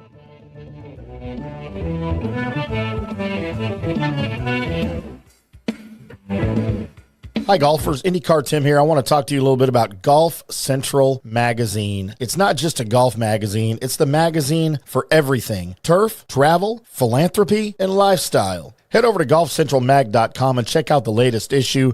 Some of the regular features in Golf Central Magazine: the Golf Bachelorette of the Month, the Golf Bachelor of the Month, the Golf Cart Girl of the Month, Golf History, Grip It and Sip It. So head over to golfcentralmag.com. It's free. It's the magazine for everything: turf, travel, philanthropy, and lifestyle. Golf Central Magazine at golfcentralmag.com. We'll see you there. Sports fans, it's time to gear up. Head to fanstreamsports.com and check out our brand new merchandise store. We're talking bold t-shirts, 3/4 zips, hoodies, hats, mugs, and more. Everything you need to rep your favorite shows and your favorite crew. Whether you're rolling with the JP Peterson Show in Tampa Bay, From the Rough in Dallas, the Tim May Show featuring Clay Hall, or the Jeff Thidoff Show in Ohio, or any of our FanStream Sports original programming, we've got the perfect look for game day and every day. So don't wait. fanstreamsports.com. Click merch and grab your gear now. Wear the stream, live the stream. fanstreamsports.com. Hey folks, let me tell you about Bay Area Modern Medical Center, a very different kind of approach to primary care. Personalized preventative medicine, not a one-pill-fits-all mentality. Christopher Lugo and his experienced medical staff are proactive in looking at issues before they become a problem, encouraging a healthy lifestyle with proper diet, supplements, and exercise to optimize your active lifestyle. Rather than the impersonal, rushed approach, you will be the only patient and will have our full attention. That's new. Getting old is inevitable, but feeling and looking old is avoidable. Bay Area Modern Medical Centers are experts in anti-aging regenerative medicine that optimizes your body's performance in many areas. So call for an appointment to get started on a journey back to full health and a happy life with a new, modern way of healthcare. Call 844-977-3477 or go to BAMMC.com. That's 844-977-3477 or BAMMC.com. Today's show is brought to you by Tomstown, a premier craft distillery based in Kansas City, Missouri. Discover their award-winning lineup, including double oaked bourbon, botanical gin, and double grain vodka, named the best craft vodka by the readers of USA Today. Available for online delivery in 40 states. Visit toms-town.com or their Kansas City distillery to explore more. Elevate your game with Tomstown, where history meets innovation. Please enjoy responsibly. Orion Golf Management Solutions. Orion Management Solutions has tailored its service packages just like it tailors its approach to customers. Some owners need more supervision, while others need periodic assessment of their short-term and long-term strategies and programs. Orion can be called in to develop a business plan with the existing staff, or we can assist with the daily management of a facility or event. Either way, we make sure the client is satisfied and understands the direction the facility needs to go in order to achieve the owner's goals. Orion Management Solutions can help with owner assistance service solutions, daily course management, business plan development, monthly operations, or as-needed consulting services. Whatever your need, Orion Golf Management Solutions can help. Check out oriongolf.com. Let's go! Right now, back to the show on FanStream Sports.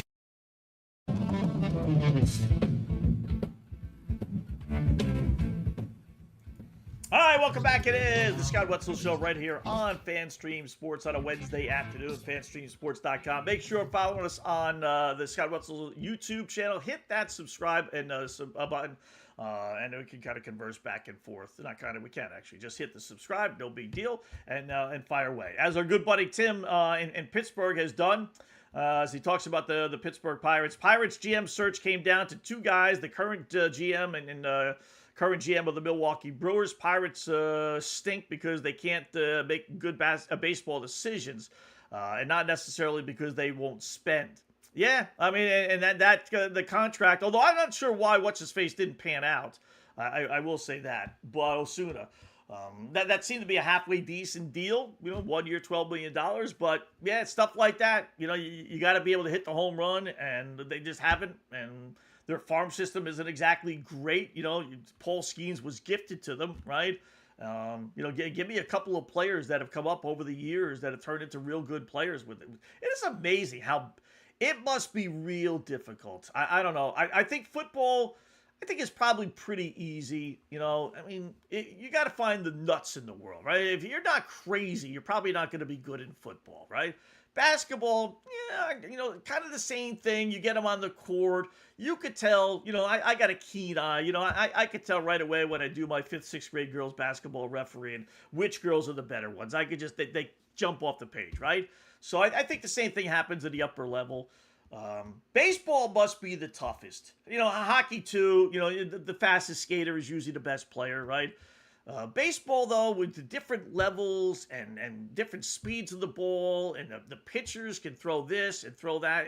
So I'm assuming it's difficult to figure out who really is a major league player, but I can't help but think, man, if that's your game, if that's your job, and you're surrounded by these players who fail and don't fail, there's got to be a common denominator that you could take from the guys who succeed and look for that in other younger players and say, okay, this guy's got it. He's got the drive. He's got the attention span.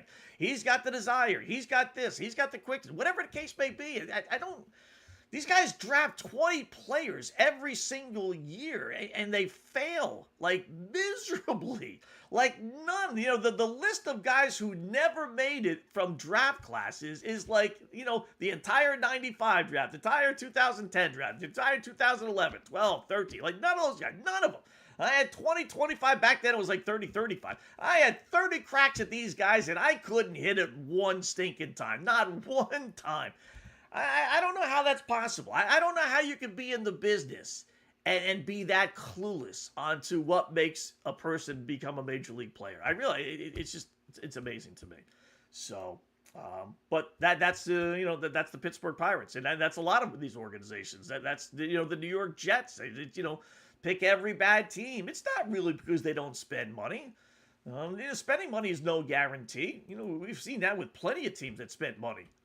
It's just knowing what talent is and what talent isn't. So, we brought up, I didn't know this. We brought up Vince Young yesterday. We were kind of just, every once in a while, we'll have a reflection back. Like today, we'll look at a boxing match.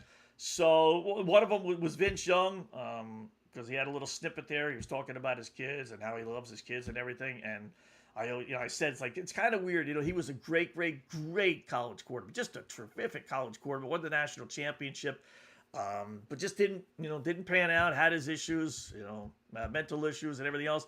Netflix, I just saw it today, is set to release The Untold, the testimony of Vince Young, August 25th. Maybe that's why maybe that's probably why I saw him yesterday. Maybe he's, promoting that, getting his word out there a little bit. Don't know, but that would be interesting.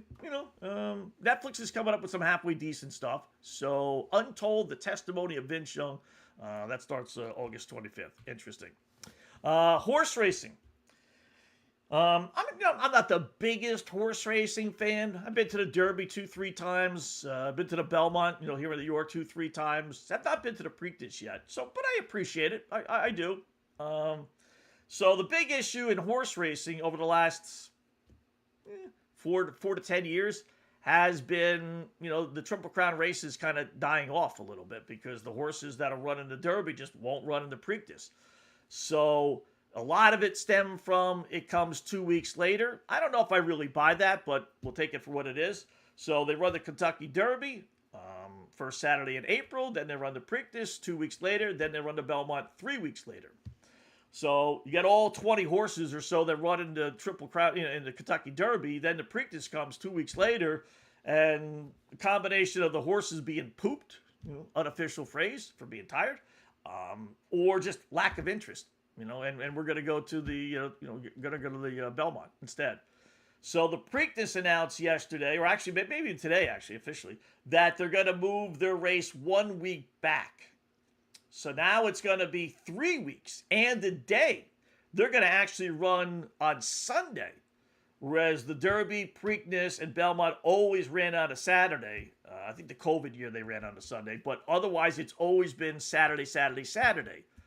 So now they're going to give themselves an extra week, and they're going to give themselves an extra day. Why the extra day?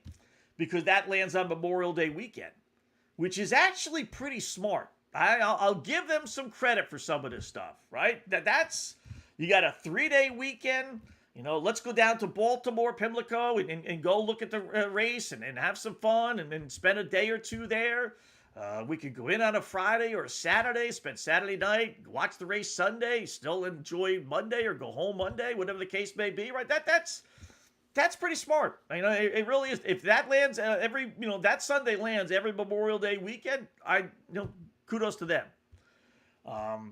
But here's the problem. Well, first off, 2 races back to back, only 2. Get a load of these numbers. This is really bad. I didn't think it was this bad. 3 of the past 5 Derby winners have not run in the Preakness, hence giving up a chance for the Triple Crown, which is the big lure, right? And then, according to the article I read, 95 of the horses that ran in the Derby from 2022, only 13 have run in the Preakness, with just 1 winner in that group. So only 13 out of the 95 horses. I mean, that's just, you get all this publicity with the Derby, and you get all the talk and the run-up, and everyone's talking Derby and the horses. We're all familiar with these horses. So when you get brand new horses for the Preakness, it's just not the same. It just isn't. It's like a pyramid, with the Kentucky Derby being at top. And if you're any good, if you're worth anything, you're running in the Derby. So the thinking is, all right, if you're not in the Derby but you're running in the Preakness, your horse sucks. I'm not going to go out of my way to watch that. So that's, so they want to change that. They want to get more of those horses to run in both. So what would be the problem? What about the Belmont? Now the Belmont is going to be 2 weeks after the Preakness, where it used to be 3 weeks after the Preakness. So one of 2 things are going to happen. The horses are going to run in the Kentucky Derby and the Preakness, but not the Belmont. Or the horses are still going to decide, am I going to run in the Preakness or the Belmont? We're not sure. We're going to pick one, but we can't run in both because there's just not enough time. So it's kind of like the mother eating their young. You're killing yourself horse racing. You really are. And this comes on the heels of yesterday. We were going to talk about this. We didn't have time yesterday. So they announced this championship series of horse racing, right? Which on the surface is pretty darn good, right? You want to bring a highlight, want to have monster races and make it like a big thing. However, for whatever reason, they got races at Churchill Downs, Kentucky. They got races in Belmont Park here on Long Island. They got races at Saratoga, where the Belmont was held the last couple of years while they renovated Belmont Park. It does not include any races, hence the Preakness, down at Pimlico. So they got this monster championship series to promote horse racing, and yet they're excluding, the second or third, depending on what order you want to put the Belmont and Preakness in, the second or third biggest races on the tour. Why would you do that? So it's like the mother, parents eating the young. What do? You're killing yourself. You're competing against yourself. Preakness, get with the Belmont. Somehow or another be part of this little championship series. I don't know why they wouldn't have, except that they just want to break away.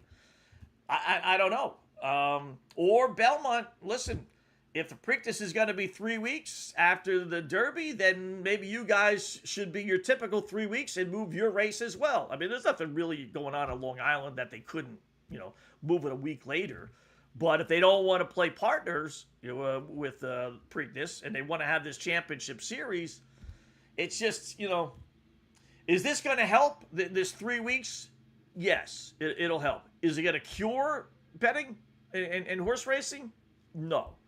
2 reasons. One, because of all things we just said. It just seems like a big cluster, right? They're all just hopping on top of each other. They're all going to be competing against each other. The other thing is, you want to make horse racing real again, and it's been a long time. You got to go back to the Secretariat days, right? You want to make it real, you got to change the betting system.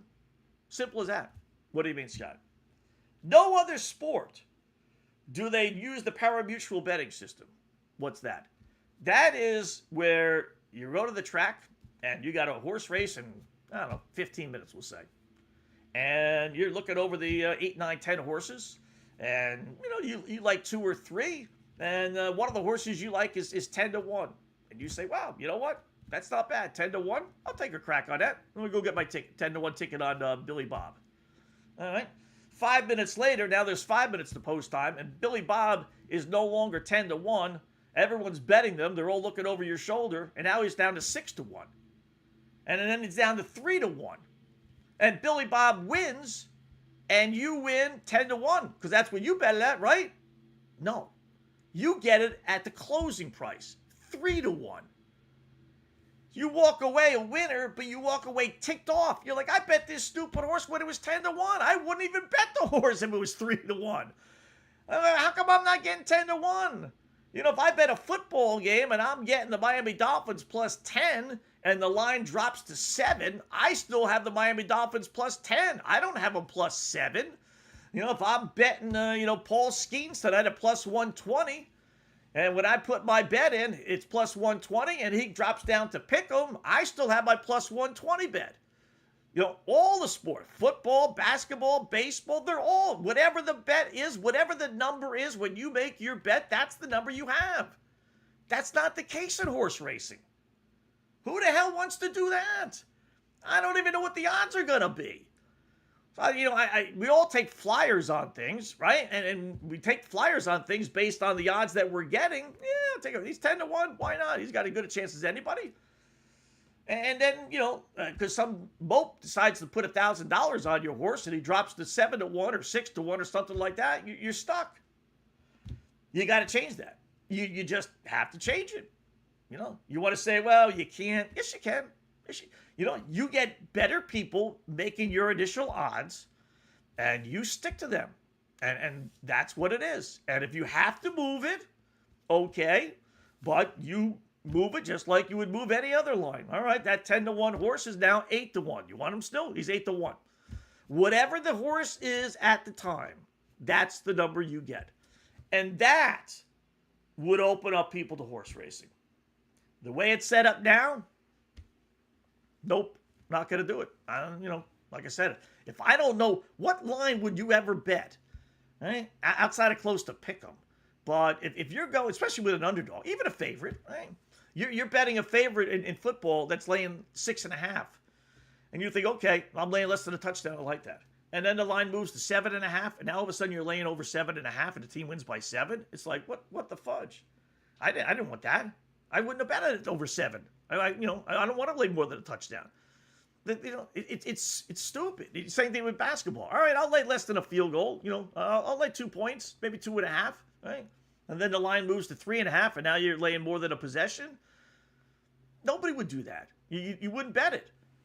So, boxing's got or horse racing got to change it. They just I don't know if they ever will, but if they really, really, really, really wanted to get back on the map, that would be the first thing. And that would, I'm telling you, that would people would be like, wow, pretty cool. Let's do it. So, I'll tell you, I saw highlights. I was looking, Michael Red says, hey, Scotty, appreciate that, Mike. One of our LLs, there you go. I'll give you a little plug there. One of our LWs here. So I'm scanning yesterday, the Twitter world, and I saw some highlights of probably the greatest heavyweight fight, believe it or not, I've ever seen. Look at this. Here's some of the highlights. Lyle has never been afraid of anybody. Ron You know Lyle. the meaning of the word fear. You know the Lyle story. 7.5 years in Colorado State prison. A good right by Lyle. A good right by Lyle, and he's got Foreman in trouble. He's got him in trouble. This is the first round, Mike. George staggering off the ropes, and Lyle all over him. Over here to Gil Clancy, sitting right next to me for instructions. You see George in trouble. Howard, as you can see, Lyle is giving Foreman no respect, and he's pressing the action now. That could be a mistake, Kenny. See that right come around and land on Beat Foreman. the hell Foreman out of in the each red other. trunks. Just Lyle absolutely. in the white. Yelling to Foreman, keep those hands up. Now Lyle is hurt. Now Lyle is hurt. You got Howard Quickly, there. Foreman landed a left and a right and another left, and Lyle's in trouble. He's against the ropes trying to cover. It's a little shaky. Just a little rubbery. This went on. Foreman is a tremendous puncher. Believe it or not. No question For about 5 that. Ken rounds. Norton can attest to that. Boxers, kids playing in the playground, or a good right by Lyle. What do you have? Producer, Just retime the pounding, second like round. beating the And crap out of each other. All over. Lyle has Foreman in trouble. Foreman is down. Raid in Toronto against You the think fight Ron for Lyle's five. going to win now? Foreman's in trouble. Back. Oh, Foreman is in trouble. Lyle caught him with a Poor Howard doesn't know what to say. And down goes. Now George struck back. Now George fought back. The Foreman hit him in the body. Down George went at Lyle. the head. Lyle is now wide open. He is Oh, Lyle just trying to swing back. This isn't artistic. who cares about Only that, Howard? 10 seconds left in the round. Now Foreman was staggered. Foreman was staggered by a Lyle left. Foreman goes down. Foreman goes down. Lyle fights I mean, back. look at Foreman there, right? Can he Would you make the ever point think that guy would ever get down, back and up so on they his are. feet? Good right uppercut by Lyle. Not only did he get up Foreman on his again feet, in trouble. Lyle. he kept on saying Foreman was in trouble. But, Now it's And Lyle. basically, What an incredible fight. Utterly without boxing skills. Just punching away. Each fighter It's in almost turn over. leaving himself open. Both men are really working here. Foreman's using his power, and Lyle's waiting just a little too long. They're both fighting. ref didn't want to step in. Back in those days, they would let each other beat the hell out of each Down other. to the canvas. Just beat Foreman the hell out of each punching other. him again. They and would have again. stopped this fight time it may round be 1 over. today. Lyle's not going to make it, Howard. He's not going to make it. A knockout in the 5th round. There you go. What a great fight. Well, that was those were just the highlights, but I'm telling you, that was basically for 4.5 rounds. That's exactly how it was. Guys just that's back in the heyday, though. You know, that was Foreman and Frazier and Ali, Ron Lyle, Ernie Shavers, Jimmy Patterson.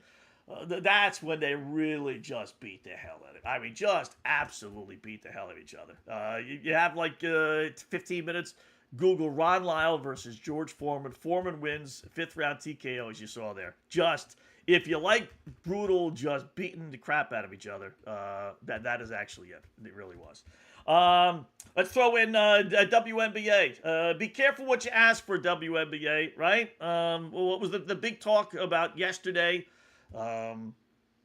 Was the transgender men, women, whatever you want to call them, being allowed in the WNBA.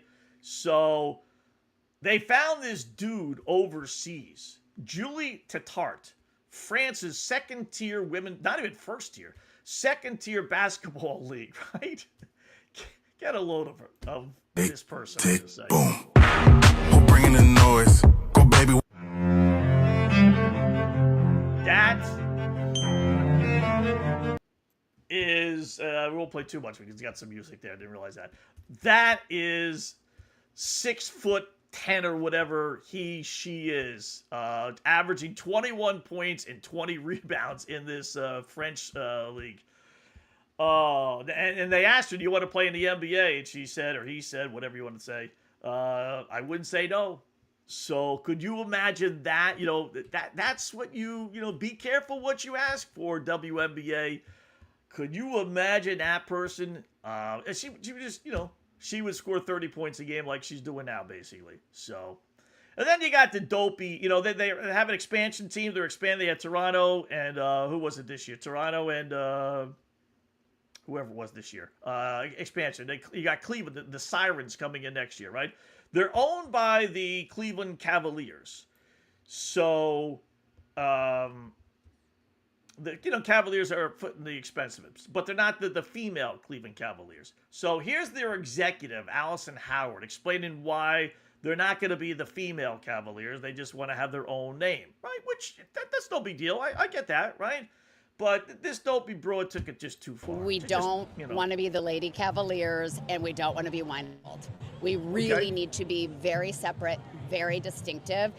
We love our Cavaliers, and they are such an amazing part of this organization. But this team can exist very much on the independent side of the. All right. If she just stopped there and said, "See you later, I got to go," it'd be like, okay. Paid respect to the Cavaliers. We love them. We just want to have our own identity. There's nothing wrong with that, right? Just stop there and walk off the podium or whatever and just say, "See you later. I got to go bake a cake." Cavaliers. And but that's unfortunately, also she what didn't. we are seeing right now. The demographic is totally different. Went on to say. The demographic that will come to Rocket Arena in 2028 for the Sirens games is going to be very different than the ones that come to the Cavaliers. They eat different food. They drink different drinks. They get here earlier, they purchase merchandise differently, and they come from all over the state and even outside the state. Oh my goodness. Yeah. Well, just shut up, honey. Just say what you said at the beginning. We like the Cavaliers. They're our brothers. We just want to have our own name. No big deal, right? No one will like yell and scream about that. But instead, she goes on to rip the Cavalier fans, saying they don't spend well, they don't come from outside of Cleveland, they don't eat the right way, they don't spend the right way. It's like, is everybody stupid in this league? Everybody? Does every person have to just be dumb in the WNBA? I don't really. They just can't help themselves. They just can't help themselves. It is amazing. It really is just remarkable. So, you know what? We need a Sophie Cunningham, just our proverbial Sophie Cunningham, just to get us back into good graces. Oh, look at this one. How about this one? Everyone, so you think I'm going to give you Sophie Cunningham basically naked, right? But we opened the doors. This is the part of the talent of Sophie Cunningham. How about that? Who knew? No, it's not a good look. Gain some self-control. And deep down, I know this never works. She could actually. But you can lay with me so it doesn't hurt. Oh, won't you stay with me? All right, I prefer the pictures otherwise, but that's actually, you know what? She's a talent. She's not young either, as my producer pointed out yesterday. She's not like 22 or 20. I would say she's like 30 or so. But you know what? Yeah, you give her credit. She's more than just a good body and a good face and a good player. So not bad. All right, we'll leave you with this. We always like to have some fun with this, right? So I was looking for some, the typical things we tend to give you. And so I was thinking about, giving, the typical proverbial, basically naked person doing something stupid or whatever, right? And I got a good one for you tomorrow. I got a real good one for you tomorrow. But I said, no, you know what? We appease to everybody, and everyone has different tastes. So I got some emails, Scott. You gotta give a little love to the fat people out there, and maybe not to so much gorgeous person. You gotta, come up with something a little different. So I said, all right, let's be fair. And you asked for it, LWs, LLs, so I gotta give it to you. Oh my God, the branch is breaking!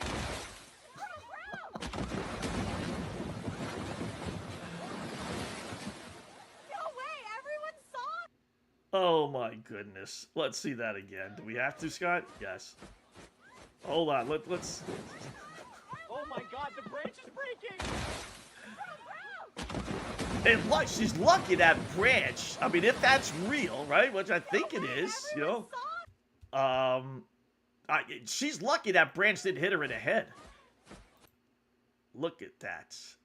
Look at that. Look at Oh, Scott, stop being a child. Look at how far the branch broke. The branch is breaking. Like, if that thing landed on her head, she's dead. I mean, she's as dead as dead. So, you asked for it. You wanted me to be fair. I'll be fair. We're all-purpose show here. We don't just give ourselves to everybody. So with that, let me check the emails and tweets here real quickly. And one of the guys I got to give out the address more during this show. I must say, because I had a couple people email me about that yesterday. Of course, they didn't email me today. They said they were going to. They didn't. So anything going on email-wise? No. Let's check anything going on. Dow. Let's see how the Dow is doing, by the way. Our stocks are going through the roof today.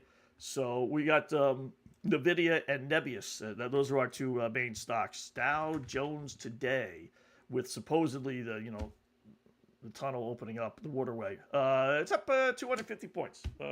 Not bad. 54,343. So, anything going on with the four-letter network or in the world of sports? Let me check CBS real quickly. They're saying Stephon Diggs will sign with the Washington Commanders. Okay. That's not too bad. I don't know how much he has left. He was actually pretty good last year. I was a little surprised. He had a monster balloon payment, and they weren't going to pay him. So, but I thought they would have kind of reworked that. But nothing else. Yeah, that's basically any. Let me go on to the world of Twitter there and see if we got any funny tweets there. Don't think so, but you never know. Stuff on Cooper Kupp with the Seagirls last night. Yeah, that's I will say, the more I download some of these videos, the more that seem to pop up on my Twitter feed. I don't know why, but it is amazing on stuff like that. So no, that's I think that's about it. So good job by everyone. I got one quickie here from Answer 608. Golf betting is much more than taking outright winner matchups props. Yeah, you're right about that. But you got to know what you're doing, and I don't know what I'm doing with that stuff. I don't know the golfers that well to be able to do head-to-head matchups and different things. So if you really, really, really got to follow the sport and know which courses are good for some and not for others and that sort of thing. So, yeah, listen, you're right. It is more than just, who's going to win. I'll agree with you on that. But, you got all these guys that are all, on conspiracies together. They're all teaming up with each other, too. And it's too, if I wanted that goofiness, I'd just as soon bet horse racing. So, but do appreciate it there, buddy. I haven't seen him before. Answer 608. So, good job by everyone involved. We got Mark Lawrence coming up tomorrow we got. He's on Friday. We got who do we got tomorrow? We got a couple of guys tomorrow. I'm trying to track down a couple of guys. We'll do some NFL stuff, do a little WNBA stuff as well. So hopefully you guys can tune in Monday through Friday every day, 2 to 4 p.m. Eastern time. I ran a little long today, but 2 to 4 p.m. Eastern time right here on the Scott Wetzel Show. Hit that subscribe button. We got a bunch of people watching right now. Just hit it. It just takes you 2 seconds. Right there on the bottom. Subscribe. Boom. No big deal. Doesn't cost you anything. No worries. We just like to see those numbers go up. So do appreciate all you guys that are watching. Again, fanstreamsports.com is the site. Go there. You see all the other shows if you want to. Otherwise, we will check you out tomorrow right here on the Scott Wetzel Show. Enjoy your Wednesday, folks.